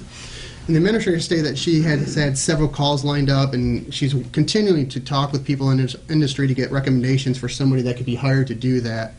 And she will have that reported in our next meeting. So. We did have some consideration of QRV vehicles. Basically, right now it's always been, which is a quick response vehicle. Whenever we get medical calls, we send out fire trucks, and we're trying to find ways to limit the use of those fire trucks. And we even looked at maybe even making one of the QRVs a transport. And there's actually could be a revenue source for that. It wouldn't be a good one, but it's something that we're still continuing to look at, and look at QRVs and to decrease the wear and tear on the large fire apparatuses. We continue to have discussion of our operating budgets for both the police and the fire department. One of the things that we wanted to see is Chairman Ward had really reported that he wanted to see the discussion of the annual 4th of July fireworks display, how expensive it is, primarily in city wages and overtime, what the total cost of that's going to be. So, yeah. We continue to have discussion on the budget. That's basically it. The next meeting date is scheduled for March 5th at 9-ish right now, I believe, but, unless it needs to change. But right now it's at 9 at City Hall. Okay, I think we have an action item. The award of a contract for a Motorola for a budgeted expenditure of $247,644.75 to replace 27 portable radios and 25 mobile radios and cars for the police department. This is a budgeted item, capital outlay, municipal tax, and state tax, police department outlay, and so we do have the money for it. Our radios are outdated. We will not be able to communicate with other departments. Once these radios go bad, the radios we have, there's no replacement parts for them. Anything else that I'm forgetting on this? Yes, sir. Yeah, the issue with communication is moving to encryption across the counties, and if we're not in the same encryption, then we don't communicate. Did I hear a second when I said that? I did. Okay, thank you. Yeah. Also, I think it should be noted that it's something we've been putting money aside for years. Okay. Mr. Mayor, since the review of the resumes and interviews for the chief of police are weeks rather than months away, I move that we postpone this vote until the new chief of police is in place. With the announcement retirement of the interim chief, an expense of the magnitude of $250,000 should not take place without input from our new chief. Therefore, I make the amendment that we postpone this vote until the new chief is in place. Second. No. Discussion. Could we hear from our fire department or police department on Police department. on the importance of Mainly the timeline. Timeline is the, excuse my voice, folks, I've had the same thing everybody else has had. The state contract that the radios are currently available are good for us to be able to purchase off of until June the 30th of 2020. Encryption is going to be taking place within the next 12 months, so we need to be able to have that. Otherwise, we're not going to be able to communicate with other agencies. I just had 2 portable radios that broke the other day. They needed pieces, and we really scraped to get them together to get them back in service for the officers to be able to use them on the road. If we don't purchase on this state contract that we're currently under, the price goes up to $467,000 because we now come off a state contract and have to buy them at the actual cost. State contract gives us a discount. So, Clarification, did I hear June? June This the 30th, contract is 2020. Okay. But again, like I said, we have a, you have a timeline of getting them in, getting everything turned over. Encryption's going to get turned on. I spoke with Martin at Charleston County Radio Shop. They're very concerned that we continue to put this off, and they're nervous about whether or not we're going to be able to do this and be in the encryption process. And if so, then, or if not, then we don't know how we're going to be able to communicate with the rest of the agencies that we need to talk to. What's a useful life for the radio? Right now, the radios that we're currently using are 13 to 15 years old. So they are at their end of life. So point being, if we had some surplus, even with a new chief, that we're not at risk. We have radios that as we lose or they get damaged, we have replacement. No, I do not have surplus. No, I'm saying in the event, because right now we're down officers. If, in essence, I think the issue is, are we over purchasing right now? No. We might have some unused radios. No, we do not have unused radios. Radios are assigned. We have enough radios to put them to the officers and the beach services officers. They are communicating for all of the personnel that we have. Okay. So I have the last 2 surplus radios that I had, I just had to take out of service. We won't have surplus radios with No, this I will purchase. not. Okay. No. Chief, one question. Yes, sir. If we were to delay it 1 month, would that be? The interview should be taking place in the middle of March. Jimmy, if It's I may, up to you. I mean, it's your decision, of Let's be course, realistic. We're not but- going to have a new chief in place in 30 days. Yeah. Again, like I said, it is your choice. You have time, but you know what's at stake. So, we either do it at this point where we're saving $12,000 based on what we budgeted, or if we wait too long, you're looking at doubling your cost. And, of course, use of life of the radios. Any other questions for the chief? Thank you. Thank you very much. We're going to vote on the amendment, which is to delay the purchase. All those in favor of delaying the purchase until the hiring of new chief signify by saying aye. Aye. Aye. Okay, nays? All right, the amendment fails. All those in favor of going forward with the purchase of these radios signify by saying aye. Aye. Aye. Nays? Nay. Okay. Mr. Chairman, to Public Safety, one question. Yes, sir. On the pay to park along Palm Boulevard, if we were to improve parking along there, if we do that, it's my understanding that everybody will have to pay, including the residents of Isle Palms. Correct.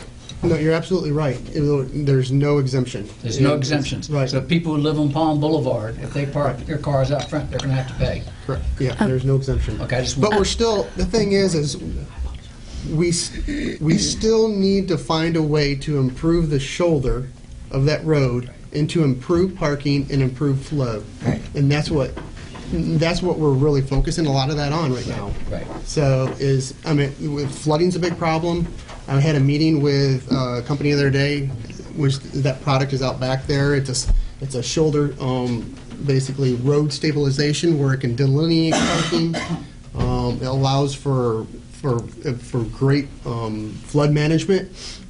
So we're going to try and work and do a test area and see if we can work with that. Mr. May, if I may, on the same thing, the broader discussion of public safety as well was what's the purpose of what we're trying to do? Are we trying to raise revenue?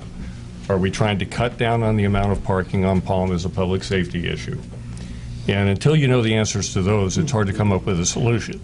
We can eliminate sections of parking along Palm, whether it's a drainage issue, whether it's a safety issue, as long as it's consistent for residents and non-residents. And we've had a lot of discussion up here going back years now about being 3 to 4 times over the amount of parking that has to be provided for beach access to maintain state funding. We're still well beyond those amounts. We have some play, if you will, in what we can do along Palm Boulevard, and some of this is drainage, some of it's residential requests that we don't have day tripping in their front yard. And as Councilman Buchanan said, we need to look more broadly at this and decide what problem are we solving along Palm Boulevard. Yes, ma'am. There's a question that I've always wanted to know the answer from DOT, and I'm curious to know if it was asked whether we could extend the residential parking district to include the non-ocean side of Palm. If our Go ahead. The city has the authority to regulate parking in the right-of-way, so it's really up to the city to make that determination. That would come after an assessment from a traffic engineer about what the impacts of that change would be. I think if the argument is that it is unsafe to have people crossing the road to go to the beach, then I think that the argument of allowing residents to use that as part of the residential parking district really weakens that argument, because you would have residents crossing the street to the beach. A lot of that discussion will happen. I was just curious to know if we had any read from them. So, okay. Thank you. All right. Okay. Thank you. That ends your report. That ends my report. Thank you, sir. Public Works. Thank you, Mr. Mayor. Public Works Committee met at 9 a.m. Monday, February 11th in Council Chambers with Chairwoman Carol Rice and myself. Councilmember Ted Kinghorn did not attend due to a family matter. We also had our interim city administrator, public works director, and city clerk with us. In citizens' comments, we heard from Jim Rye, who had several suggestions for public works and who said that he thought that keeping the beaches clean was the responsibility of the contractor who does beach trash collection. Director Pitts gave a report for January 2019 that you can look at more closely in the minutes, but it did include several pieces of good news. Edie's is starting another annual cycle of cleaning ditches. SCDOT is changing their approach with plans to address issues on Isle of Palms in a more systematic way, meeting with our staff once a quarter to discuss problem areas and plans. They plan for the third week of March to have multiple crews working on 9 different projects. Shoulders of Palm Boulevard were stabled with ROC or rock, and the municipal parking lot was dressed with the same product. Infrastructure for Phase 2 drainage is finished, with the last work completed on 52nd Avenue. Landscaping should be completed by May. SCDOT is scheduling repairs to a flat problem at Marginal Road and 41st Avenue. Charleston County has been held up in stabilizing a ditch on 32nd Avenue. We heard from Tabby Lane residents who have a proposal to install a flap gate to prevent flooding on their street, and staff is looking at how the city might help cover the cost for surveying and engineering. We reviewed proposed ordinances, the plastic bag expansion, we've already covered that. We discussed 2 possible fee increases. We have already addressed the proposed increase in the stormwater fee earlier this evening. We deferred recommendations on we deferred discussion of a 3% franchise fee for Isle of Palms Water and Sewer. The feeling was that we should hold off on discussing that until there is clearer commitment to establishing an island-wide sewer system, and that any increases along those lines should be tied to that if we go that direction. And we were looking at the fiscal year 20 Public Works budget, and as part of that considered the possible savings of $8,000 that we might see if we retrofitted the Public Works building roof instead of replacing it. It did occur to me, and I asked during the meeting, that this might be an opportunity to consider adding solar panels while work is being done, as maybe, and ultimately a cost-cutting measure in the long run. But if we were ever going to entertain that, this would be the time if we were doing work on the roof. Let's see. We were joined by the Deputy Director of Public Works for Charleston County and have a related recommendation on our agenda to take up now to cover up to $25,000 in costs for a project on Ocean Boulevard, which is estimated to cost a total of $100,000, but the rest of that would be either covered by FEMA, and if it was not covered by FEMA, it would be covered by the county. We need to approve this, vote on approving this expenditure so that Charleston County can move forward with bidding and procuring the work. I can go into more detail as has been provided by our interim city administrator. The project will involve the removal and replacement of cross-line pipe culverts at 6 locations along Ocean Boulevard by open cut and pavement repair by patch. The locations are 108 Ocean, 112 Ocean, 122 Ocean, 202 Ocean, 212, and 308. This area was severely affected during the historic rain and flood event in October 2015. There were multiple sinkholes that were temporarily repaired by Charleston County, but the area needs a more permanent solution. And as I said, the Charleston County will perform the project and seek reimbursement from FEMA. If FEMA does not reimburse the county for any portion of the project, the county will cover the cost of the project, with the exception of the materials, which is what we would be covering at a cost not to exceed $25,000. So moved. I do have one more thing. Good news. The city's commitment can be covered by using the city's stormwater fee fund, which currently has a balance of $149,000 for stormwater-related projects. We heard a motion and a second. Any other discussion? Yes, ma'am, please. Charleston County She did told me to confirm that after we received the notice from FEMA related to the appeal, if they do cover the full cost of the project, we would be reimbursed the cost of the materials. So that is That's good news. Good news. We just do not want to. We know how the federal government works. No, we don't. We do not want to delay, and the county does not want to delay this project until we have a final approval from FEMA. So the county has said, if that doesn't happen, they're going to go ahead and cover the cost, and we would only be responsible for the materials. Do you have that in writing? Yes, from the county. Correct, Good. I do. Thank you. Okay, we have a motion. Any other discussion? Hearing none, all those in favor signify by saying aye. Aye. Any nays? Ayes have it, unanimous. So our next meeting is at 9 a.m. Thursday, March 7th, and that concludes my Public Works Committee report.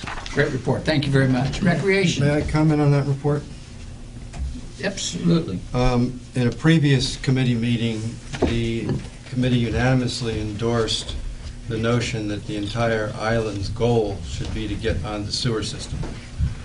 Many of the areas that are prone to the most flooding are the areas where we have septic fields.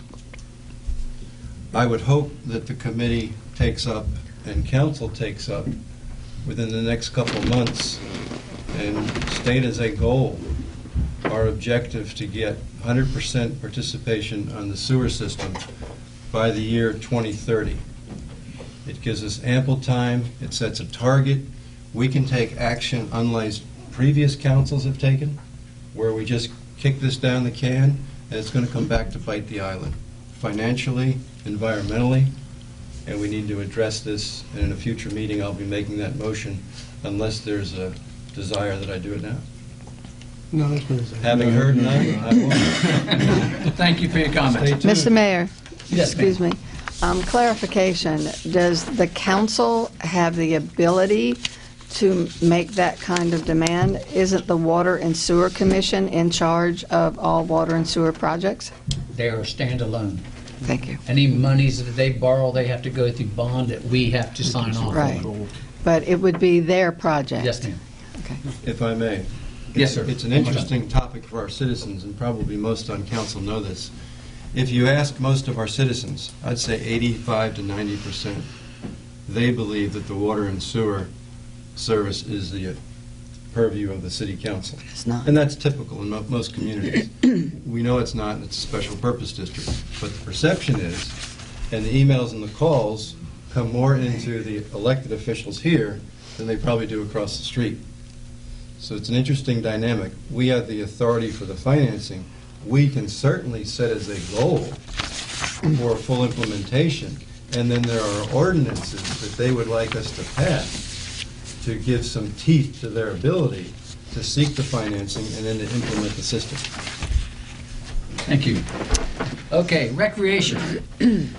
And I will be delivering those as well, which is ironic since I thought I had gotten out of this responsibility. I get to do it twice. Okay, so Recreation met at 5 on Monday, February 4th, City Hall Conference Room with Councilmember Buchanan and myself. Councilmember Moy could not attend due to illness. Our interim city administrator, recreation director, and city clerk were also in attendance. On citizens' comments, we heard from Jamie Zazella about the amazing value of rec center programs, and she suggested that if there was a shortfall that we look to non-residents to make up some of the difference.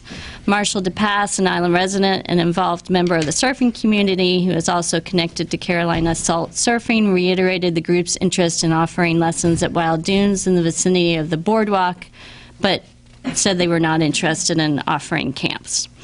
We started a discussion about offering surfing through franchise agreements within the committee, and it is on City Council's agenda for consideration tonight. However, even though I am very hopeful that we will find a way to offer surfing opportunities, surfing instruction opportunities on Isle of Palms, I think this is a discussion that needs to continue in committee and include Councilmember Moy before we move forward. And at this point, I think the city would be pressed to put anything in place before spring or even the summer.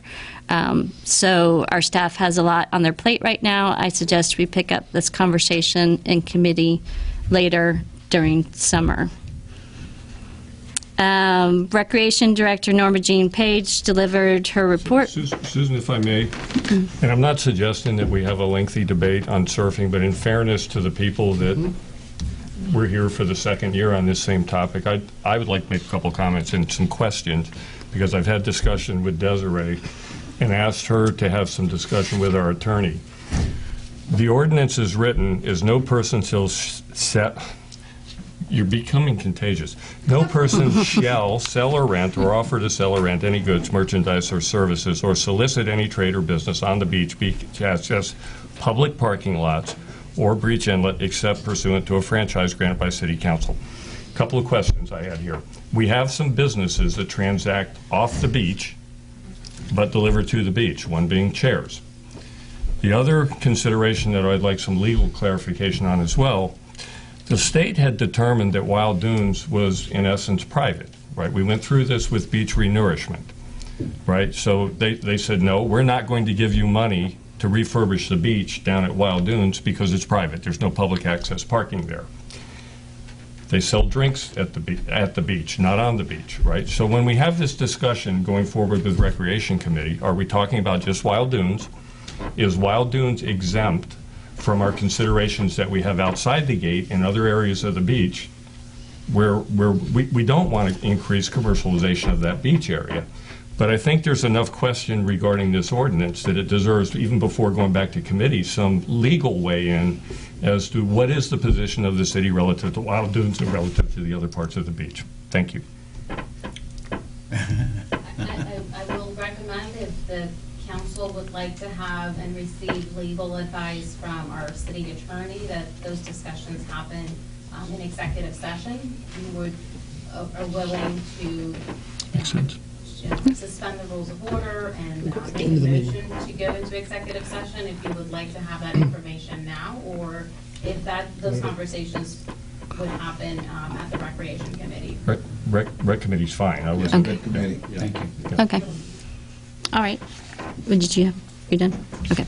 I'll continue with my report Yes, then. ma'am, please. Recreation Director Norma Jean Page delivered her monthly report highlighting usage and numbers in our athletic programs. There's a new Spanish class that has filled up quickly that we're excited about. She and her staff were preparing for Doggy Day at the Rec, which was held February 9th, and I believe it was its usual success. Other upcoming dates for Front Beach Fest is March 9th, right around the corner. IOP Yard Sale, March 30th, and April 20th, Easter Egg Hunt. Purchase of a swing for the handicapped is in the works. We started some initial discussions of potential policy changes with rec center use, but for the most part did not go in depth so that Councilmember Moy can be a part of that conversation. We did talk about the possibility of a community garden, but agreed that could present some challenges, including finding space at the rec center, and for that to work best, we would want to see strong interest by community members who might take ownership of the project. Otherwise, we reviewed the proposed fiscal year 20 Recreation Department operating budget, which full council will look at again during larger budget discussions. Our next meeting date is 5 p.m. Monday, March 4th. Any questions?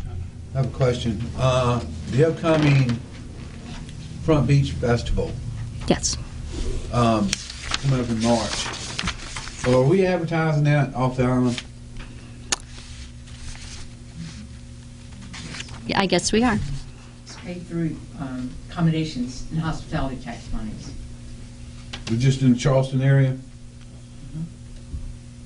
I think everybody's nervous about what happened at Folly Beach last weekend. Oh. Although we don't do anything like that at all, we want to make sure that we don't head that way. You know? We want to make it more of a family event. And I think we have always had a family crowd. Historically, it's been a very family-oriented event, yes. But that's a good point. Let's keep it that way, right? Thank you. Any other questions? Yes, sir. As it relates to the agenda item for the establishment of a franchise agreement. Yes, sir. I interpreted Councilmember Smith's position as not making a motion on this at this time. Correct. I'd like to. I don't think that an RFP was submitted to council. Is that correct? For us to review. I don't believe for the franchise agreement. No. What I had recommended at the Recreation Committee was, after we had the second budget workshop, when it was presented as a revenue generator opportunity, the group attending that meeting used some straw polling to try to gauge an idea of where the consensus among council was related to allowing commercial activities on the beach. In fairness to the two members that did not attend that meeting, and the fact that no formal motion was made one way or the other, what I was recommending is for me and for the staff, to get a clear understanding of where City Council lies on this issue about whether or not to open up and allow some type of commercial activity on the beach, which has been contrary to the historical approach that the city has done in the past. So what I would like to do is get some direction from council, whether or not this is something you all are willing to consider before we go through the motion of getting proposals, evaluating those proposals, if at the end of the day, they're not, the commercial activity on the beach would not be approved. Okay, and if I may ask another question for clarification. If the city were to issue RFPs, we would be at liberty to reject all proposals. Correct. Ultimately. So we're not handcuffing ourselves to moving forward were we to issue the RFPs. That's correct. Okay, so I'll make a comment that I think there's been significant interest from residents to allow less surf lessons on the beach. And we know that we have a large contingency of our community that is driving all the way to Folly Beach, which is a long haul, especially in the summer. They have the same traffic problems we do. There was, prior to this council meeting, a huge push for that. So from my position, I don't see any harm in issuing an RFP, seeing what proposals we receive. I obviously have an appetite for considering this, but I would like to, because it's on the agenda, I'd like to make a motion that we issue the RFP for establishing a franchise agreement. Because and maybe I took a different liberty, because I think that's what the agenda item would be. Correct. I'll second that for discussion. And we may have to vote on this after we get legal advice in executive session. From what, And I'll withdraw my second because I do think that's critical. So, and I would recommend doing legal advice at the end of, I'd hate to ask everybody to get up and leave so we can discuss this right now. We don't. So I'd just assume try and get through this rest of this meeting. Thank you. Okay. But I agree with you. Yes, sir. Could I request that we reorder the agenda, since this is going to go on a while longer, and we have some exchange members in the audience and past presidents that made comments, that we move item 10 up? I'll second. Suspend the rules of order, you mean? I'll second that. Okay. Can I have a motion? All in favor? Vote. All those in favor of reordering the agenda, signify by saying aye. Aye. Any nays? Okay. Number 10, miscellaneous business. Discussion of a request from the Exchange Club and the East Cooper Land Trust to apply for the city's $100,000 allocation of Greenbelt funds to be used for the Exchange Club and their programs.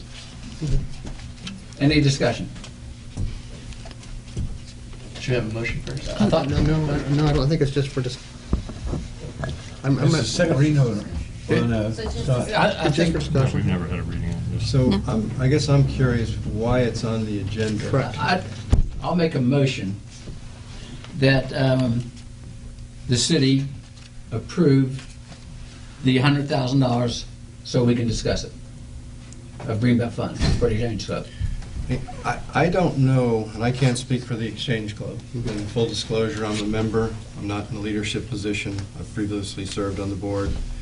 I don't know that the Exchange Club has actually requested it. My understanding is the land trust maybe got out ahead of them, and I don't know what the Exchange Club's position is. Okay, this was on our agenda last month. Right. And neither party showed up at the council last month. And I would like to move on with yay or nay, whether we want to pursue this direction or not pursue this direction, and get a direction from the council. I'm not sure who's asked for it. Yeah. Is it a straw poll? Do we want to let the Exchange Club use the East Cooper Land Trust money to be used for Greenbelt money for the Exchange Club? But has the request been made? Yes, ma'am. I can offer some clarity.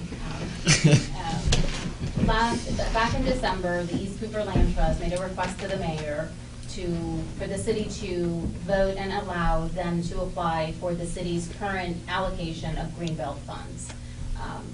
On behalf of the mayor, I shared that communication to all of council, and then it was included at the January council meeting for discussion. The day of the meeting, the East Cooper Land Trust communicated with me and asked us to defer that discussion until they iron some of the details of that request. I have not received anything from them yet or from the Exchange Club, but I believe that the mayor wanted to have some discussion with the rest of the group about whether or not this is something, when that request is made, if it's made, whether or not the city would consider allowing them to apply for the city's current allocation of Greenbelt funds towards their, I believe, their dock project. So we're going to vote on something that may or may not be requested. There's no vote. There is no vote, There's okay. a discussion. Okay, just discussion, because there was a motion. Okay. Yes, I think we don't need a motion Okay. for discussion. Withdraw the motion, if it may second it. I was informed by a concerned citizen that the deadline for applying for these funds was Thursday, February 28th. Yes, that is correct, but that program cycles so that they would be able to apply for the next round of funding. It accrues, right? Yes, Yeah. and Okay. so there was some urgency back in December because of that deadline. Since they asked us to withdraw that request from the city, I don't think that there's an urgency yet.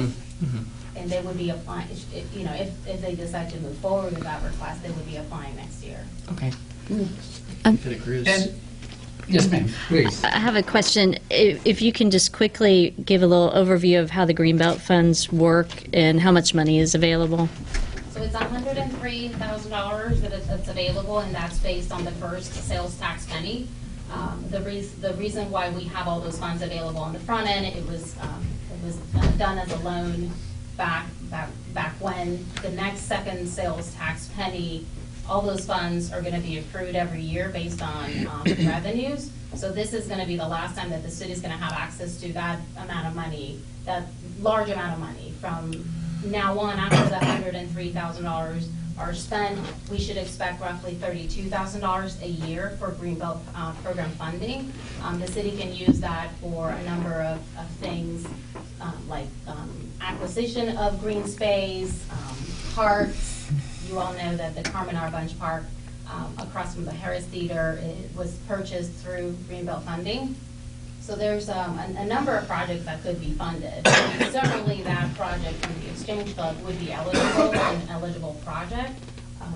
But it would be on the city to allow or approve them to apply for those funds on behalf of the city. So if that happens and they use those funds for that project, they would no longer be available to the city for another Greenbelt eligible project. I don't have more, I haven't received any more information from the East Cooper Land Trust or the Exchange Club about their project, so I can't speak to that.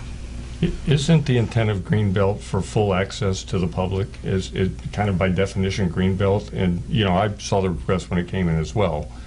And the Exchange Club would not be available, I don't think, to anyone other than members or events run by the Exchange Club, right? So when we do a trade-off, do we want to spend $100,000 on something that's fully accessible or something that's dedicated? And I'm not dismissing the purpose of Exchange Club in any way, but I always thought the Greenbelt funds were for things like parks and things where anybody can go to it as fully applied to the public.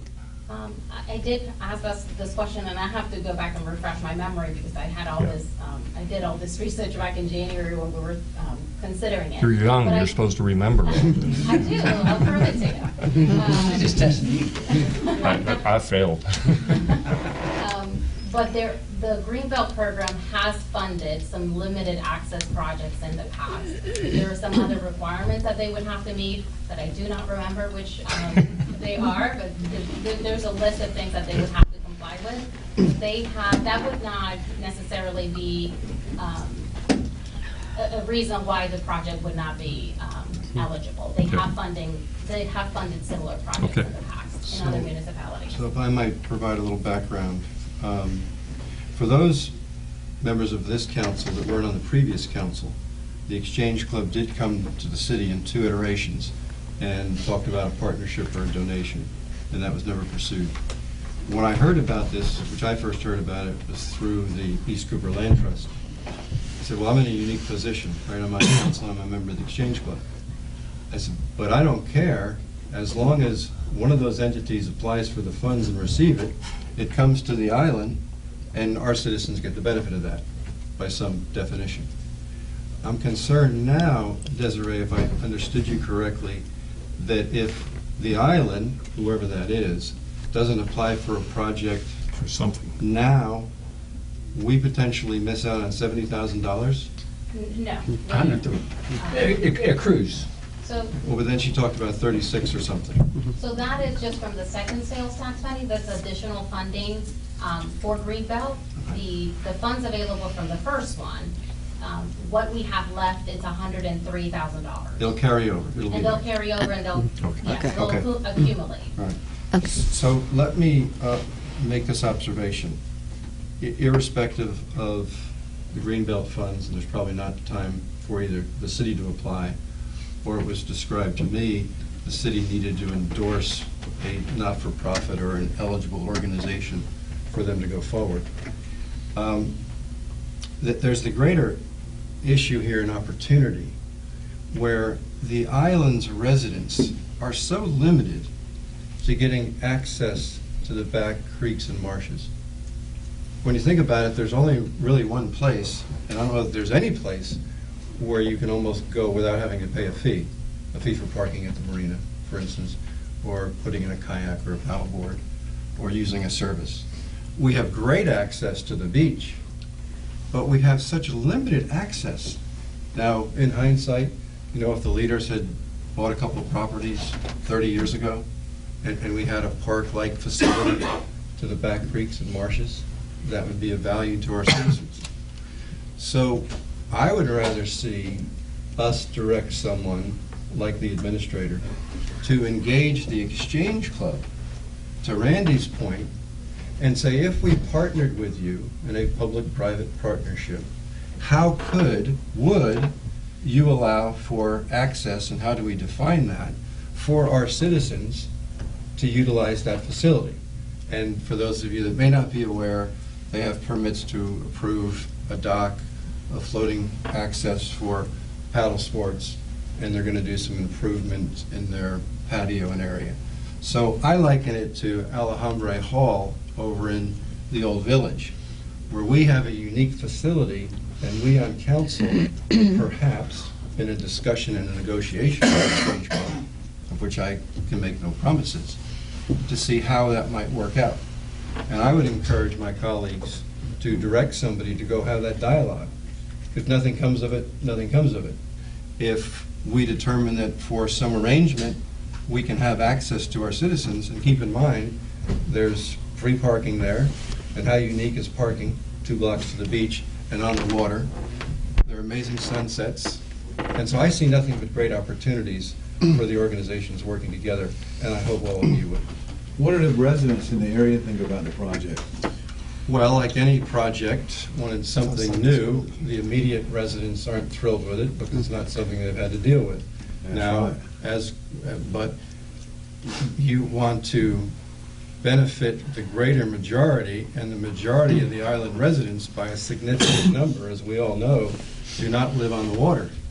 Here you're providing an opportunity for the folks in Forest Trail and elsewhere that are on the water to potentially have access to the water, whether it's for passive use, whether it's for an Exchange Club program, or it's to go down and put in your kayak or your paddleboard, or a fishing line. Anyone else? Yes, sir. Just some discussion on that, and everything's going to come back to the flooding and drainage for me. And one of the uses that we can use as a beach municipality is use it for beach access as well. And I think just listening to the discussion that we have tonight, where residents have to wade through waist-deep water just to get to the beach, I think this is the appropriate source of funds to utilize for beach access monies and try to improve our beach accesses as well. So, and Mr. Mayor. Yes, sir, please. Just, I think the spirit of Councilmember Buchanan's comments are, for me, seeing one proposal was a little bit concerning, where I felt like there are lots of ways that we can use these funds, and I'd like to evaluate an array of options, not merely say, is this a good idea or not. It sounds like you make some great points, Councilmember Kinghorn, and I would love to have access with the dock, personally. But I'd like to evaluate some of the other ways that we can use these funds, beach access paths, somebody, Mrs. Zella mentioned the triangle, we'll call it the Triangle Park, with hopes that it becomes a park one day. There's however many other ways that we could use the funds. So I'd like to challenge ourselves, our community, and our staff to come up with some other options that we can evaluate alongside this. Yes, ma'am. Mr. Mayor, question on the Triangle property. Does that come with a dock permit across No, the ma'am. street? Oh, that one does not? No, ma'am. Okay, because other ones do. I just wondered if that property did. It doesn't. Okay, It's just a triangle. just Triangle. But to be clear, my recommendation is, for the time being, This is the third time we've spoken on the same subject. my recommendation is forget the funding for the East Cooper Land Trust Greenbelt funds for now, because that's a missed opportunity, but to engage the Exchange Club to talk about how else you can This is the third time he spoke. Thank you. He's supposed to speak So twice. what? No, it's 2 times. Yeah. So, well, I could speak for an hour one time. Well, Yeah, 2 times is a rule of order. Do we want to engage the Exchange Club to see that there's benefit for our citizens? Councilman Kinghorn, please, let's use rules of order, and twice is what we're allowed to speak. Only because I've asked the question 3 times and you haven't responded. Because it's not any suggestion, there's no demand. We're going to talk about it at another time. Thank you. It's a question. Send it to committee. What's your question again, please? The question is, do we want to direct somebody to pursue with the Exchange Club if there is an opportunity for a public-private partnership to benefit our citizens? Mr. Mayor, call for a vote. There's no vote. There's no motion. No, He's asking a question. We'll make a motion, call it for a vote. Okay. It's not on the agenda to make a motion. Oh, yeah, that's right. We can't do All you that. have to do is say yes or no. Okay. A non-binding yes or no vote is what? Well, nobody's responding, so I'll assume. Would you like to there's make a not an motion? interest. Would you like to make a motion? I No? need to make a motion. Why not? I just want to see if. Okay, all right, let's stop this conversation, please. If I may, just to put an end to the conversation, there is no harm in having a conversation with the city and the city coming back as they would pursue any other project. Okay, moving on. Personnel. God bless you. Yeah, you can look down here. So it started off with a really heated debate as to the selection of our chair. I emerged victorious, as you can tell. So buckle in. Were you not there? Wasn't there when we voted? We started off with approving the previous month's minutes and moved on to citizen comments, where Mr. Jim Rye gave us some great input about our hiring process and some comments on an agenda item around the HR director. With old business, we got an update on ad hoc committees that basically the city staff is still putting together some information, so we'll have more to share with that in subsequent sessions. We did get an update on the hiring process for our openings with the chief of police and the city administrator and the assistant of public works. And most recently had a conversation with our search firm, Jim Mercer, prior to the session, so I'll give the most up-to-date information we have, which is that we are on schedule with the latest information that we gave at the last council meeting. Mr. Mercer anticipates providing us with a short list of candidates, their resumes, his interview notes, and relevant information for us to evaluate those candidates and narrow it down to our the shortened short list of 3 to 5 candidates that we would want to interview. We should have that information by Sunday, he indicated, which would propel us into our discussions the morning of Tuesday, which is our next meeting. Is this a good time to talk about a potential special meeting for council? Yes, I think that the members of the personnel committee have received comments from other members of city council about their interest of being involved as part of the discussion around narrowing it down from the 10 or 15 candidates that are going to be presented to the personnel committee, where the personnel committee is going to make a recommendation to move forward with 3 or 5. So my recommendation was for the city council to have a special city council meeting where that discussion happens during executive session. And then the personnel committee would have a separate meeting where they're gonna take the input received from the rest of the group and make the decision about which 3 or 5 candidates they want to move forward for interview. if that is a suggestion. Sounds good. So who's going to make the final decision on who the chief is? The process. Well, we're talking right now merely about winnowing our list of candidates down.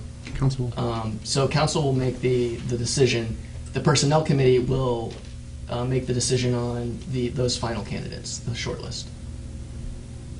Ultimately, the full body would. Okay, just would want to make provide sure. input and- Just for clarification, if you don't mind, the short list is 10? 10 to 15. And then that will be distributed to council in ultimate privacy. Yes.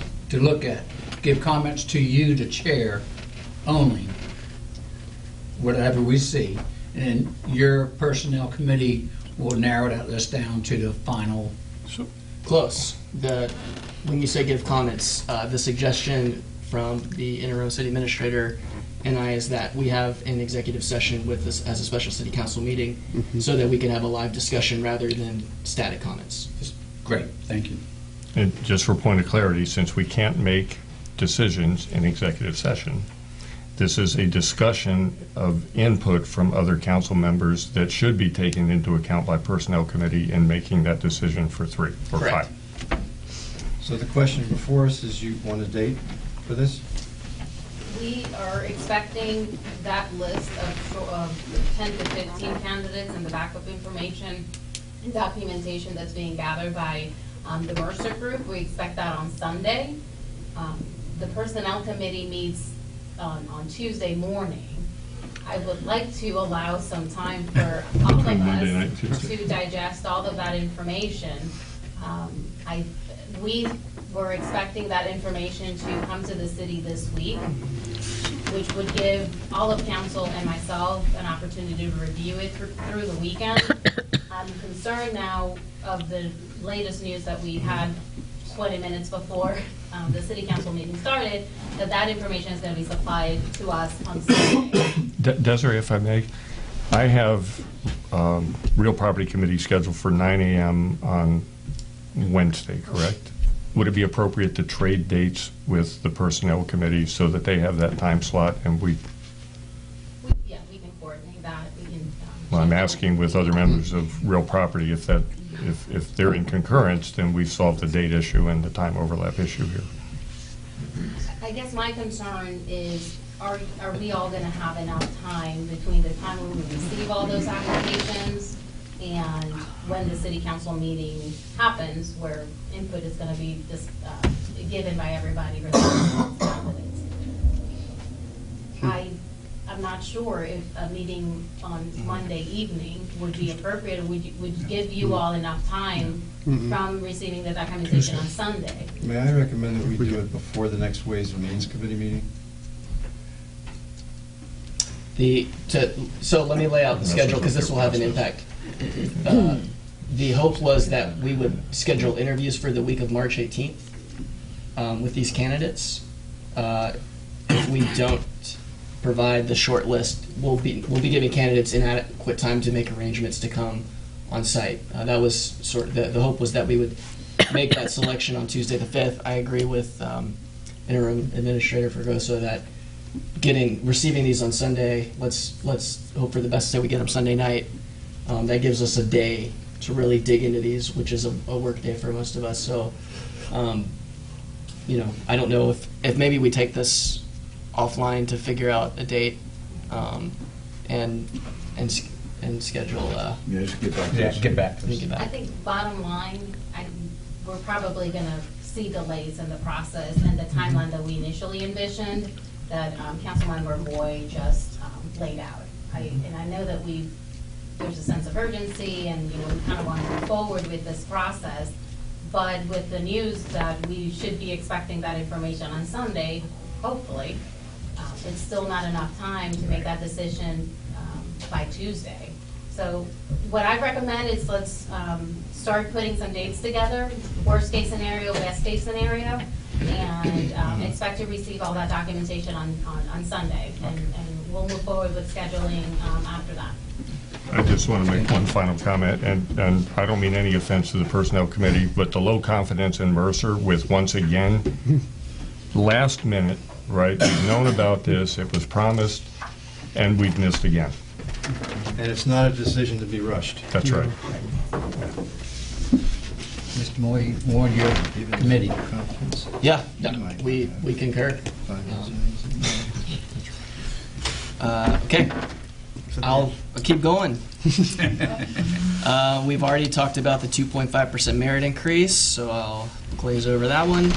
We did discuss the way that the city manages boards and commissions, and essentially the criteria and selection process and the evaluation process for how long those roles kind of remain.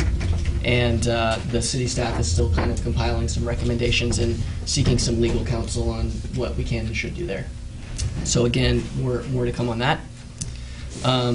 Interim Administrator Fregoso then brought a suggestion to the council, the committee that was well received, that we look to some of our citizens to consider forming an ad hoc committee to help with some strategic guidance and leadership for the city, and sort of tapping into some of the expertise that we've acknowledged exists outside of council, shocking as that is.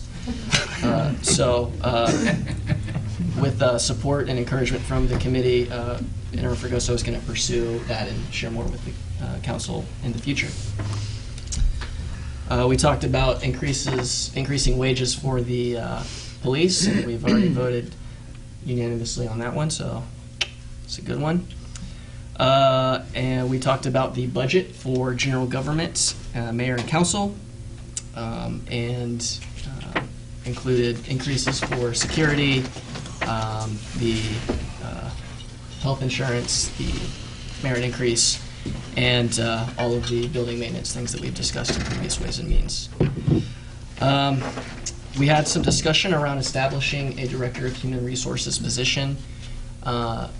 We decided at the end of the discussion that it would be best to take that discussion up with the mayor, the chair of the Personnel Committee, and Desiree, Interim City Administrator Fregoso. Desiree's fine. Try to keep decorum.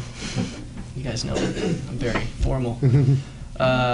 And we have had an initial discussion about the need for a strategic human resources director, and have started laying out next steps to putting that in place for the city and what that might look like. And so no clear direction, I would say, yet, but some at least next steps that are being taken to explore what that could look like and how we might expand the scope of HR in our city. And please correct anything, I'm trying to represent our conversation accurately. And no miscellaneous business, no executive session. Our next meeting is Tuesday, March 5th at 8:30 in the chamber, in the conference room. Pardon. That's it, and that's all. Any questions? Perfect. Hearing none. Moving, great report. Thank you very much, John. That's a tough one. Real property.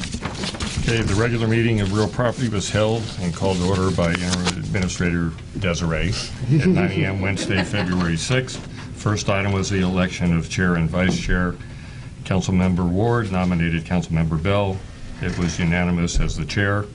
Chair Bell nominated Councilmember Ferenz as the vice chair. That also was a unanimous vote. Previous meetings minutes were approved. All the citizens' comments were related to the same drainage issue that we've already discussed, so I won't go over that again. There were no comments from the marina tenants. In old business, it was update on the request for information on the municipal parking lot alternate uses. We had no further input at that time for the meeting from administration. We discussed the marina restaurant lease bid process timeline. A good timeline was laid out with notation that we will certainly try to pull that timeline in as appropriate. But I think you all know that we're going through a status of the building assessment for the Morgan Creek Grill. We're expecting the report back Soon, very soon. soon, very soon.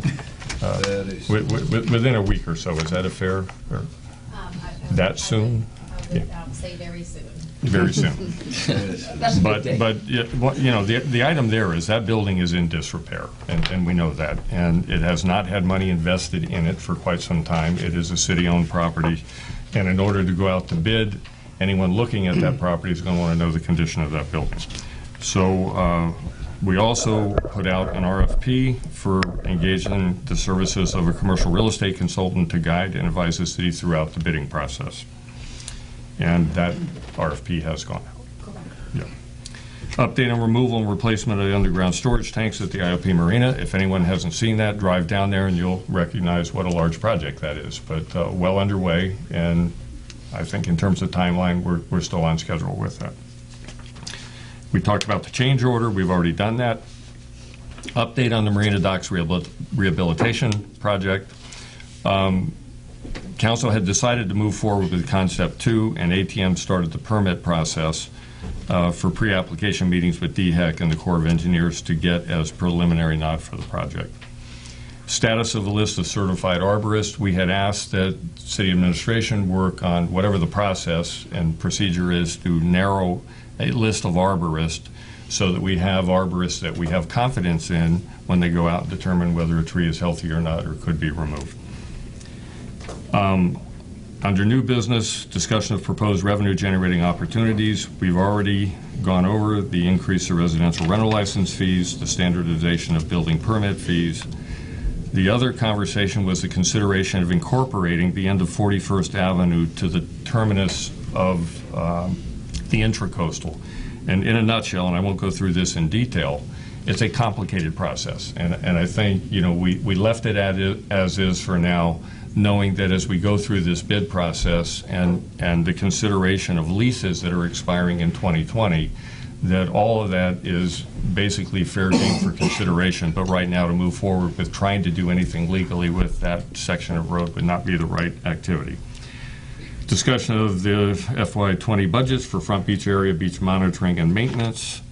All the marina leases include a 2% annual CPI adjustment. There's been no additional revenues calculated into the budget process going forward at this time. Administrator Fregoso stated that the ending section of Marina budget shows that the Marina Fund could pay for the first phase of the Marina dock rehabilitation, the fuel dock, without transfers in from tourists and funds or incurring debt. The further amount of discussion around the dock rehabilitation, I'm using the term rehabilitation to distinguish it from a complete redesign of docks. We do own the responsibility to maintain those docks. The question is, how much more do we spend over and above the $300,000 a year that we'll be saving and not having the debt fees, debt service fees? And do we, as a council, feel that the appropriate place to spend those monies is at the marina, or do we do what we need to do at the marina and start redirecting other city monies towards other projects such as drainage? The Beach Preservation Fee Fund is shown with a 3% increase. Councilmember Ferencz supported a study to determine how many beach accesses would be needed in the future, where they should be located, and how many should be ADA accessible. And Councilmember Ferencz also asked about the residential parking plan perhaps being year-round, and asked if staff had looked at it. The answer back from administration was that Front Beach businesses potentially would struggle in the off-season if we implemented year-round kiosks for them. I had brought up a discussion of the maximum number of vehicles located at short-term rental properties, noting that if you look at the ordinance, which says one per bedroom, in essence, that it would appear to me on the surface that we're not enforcing in some cases, but there was also noted the difficulties in trying to do anything differently than we're doing right now. But I think this falls under the broader category of what we're doing with large properties and how we manage that with all of the associated issues with those large properties. All tenants were current with rent payments, and the next meeting date, unless changed, is 9 a.m. Wednesday, March 6th. And we adjourn. So ends your report. Any questions? Don't forget that everybody, the Marina store is still open. Yeah, The Salt Works is open. Yeah. And they're having a little bit of downturn up there, and a lot of people have the impression they're closed. Thank you. Go up there and get, especially their breakfast is great. Thank you very much. All right, moving on. Reports from city officers, boards, commissions. Accommodations and Tax Advisory Committee, no meeting in February. Board of Zoning Appeals, minutes are attached. Planning Commission, minutes are attached. Reports from special or joint committees, none. Petitions received, referred, disposed of, none. Bills already in possession. A second reading of ordinance 20-1901, an ordinance to sell a portion of city-owned property. This is the property at 1100 Pavilion Drive. Motion to approve. Second. Discussion. Hearing none, all in favor? Aye. Aye. Nays? Ayes have it. Number B and C are actually two very related items. It's language as the city moves forward with a process to hire a permanent city administrator and police chief, the Personnel Committee thought it prudent and timely to look at those sections of the code to recommend changes. The changes will include eliminating some redundancies, adding language to make it consistent with the job descriptions recently approved by council. So, B, second reading, ordinance 2019-02, amending title Government Administration, Chapter 4, Officers Department, Article B, City Administrator. Do I hear a motion? Motion to approve and waive the reading. Thank you. Thank you. All right. Any discussion? Hearing none. All those in favor? Aye. Section C, second reading. Same thing. Ordinance 2019-03, ordinance amending the title of Public Safety, Chapter 1, Police Protection. Do I hear a motion? to approve. Waive the reading. Reading. Second. All right. Any discussion? Hearing none. All in favor? Aye. Aye. I believe everything else has been covered. Introduction of new bills, resolutions, proclamations, none. Miscellaneous has been covered. Next meeting, 6 p.m., Tuesday, March 26th, at City Council chambers. Of course, we're probably going to have something before then, but we will let you know on that. Motion to go into executive session to receive legal advice. Second. All right, we have a motion to go into executive session, receive legal advice. All those in favor say aye. Oh, Be a little bit more specific. I'm going to be receiving legal advice. For Related. legal advice related to the RFP for franchise licenses. franchise license. Franchise license. Yes. That's clear. Okay. All right, everybody say aye. Aye. Nays? All right. Everybody, thank y'all for coming. Sorry, such a long meeting, but it was a lot of business.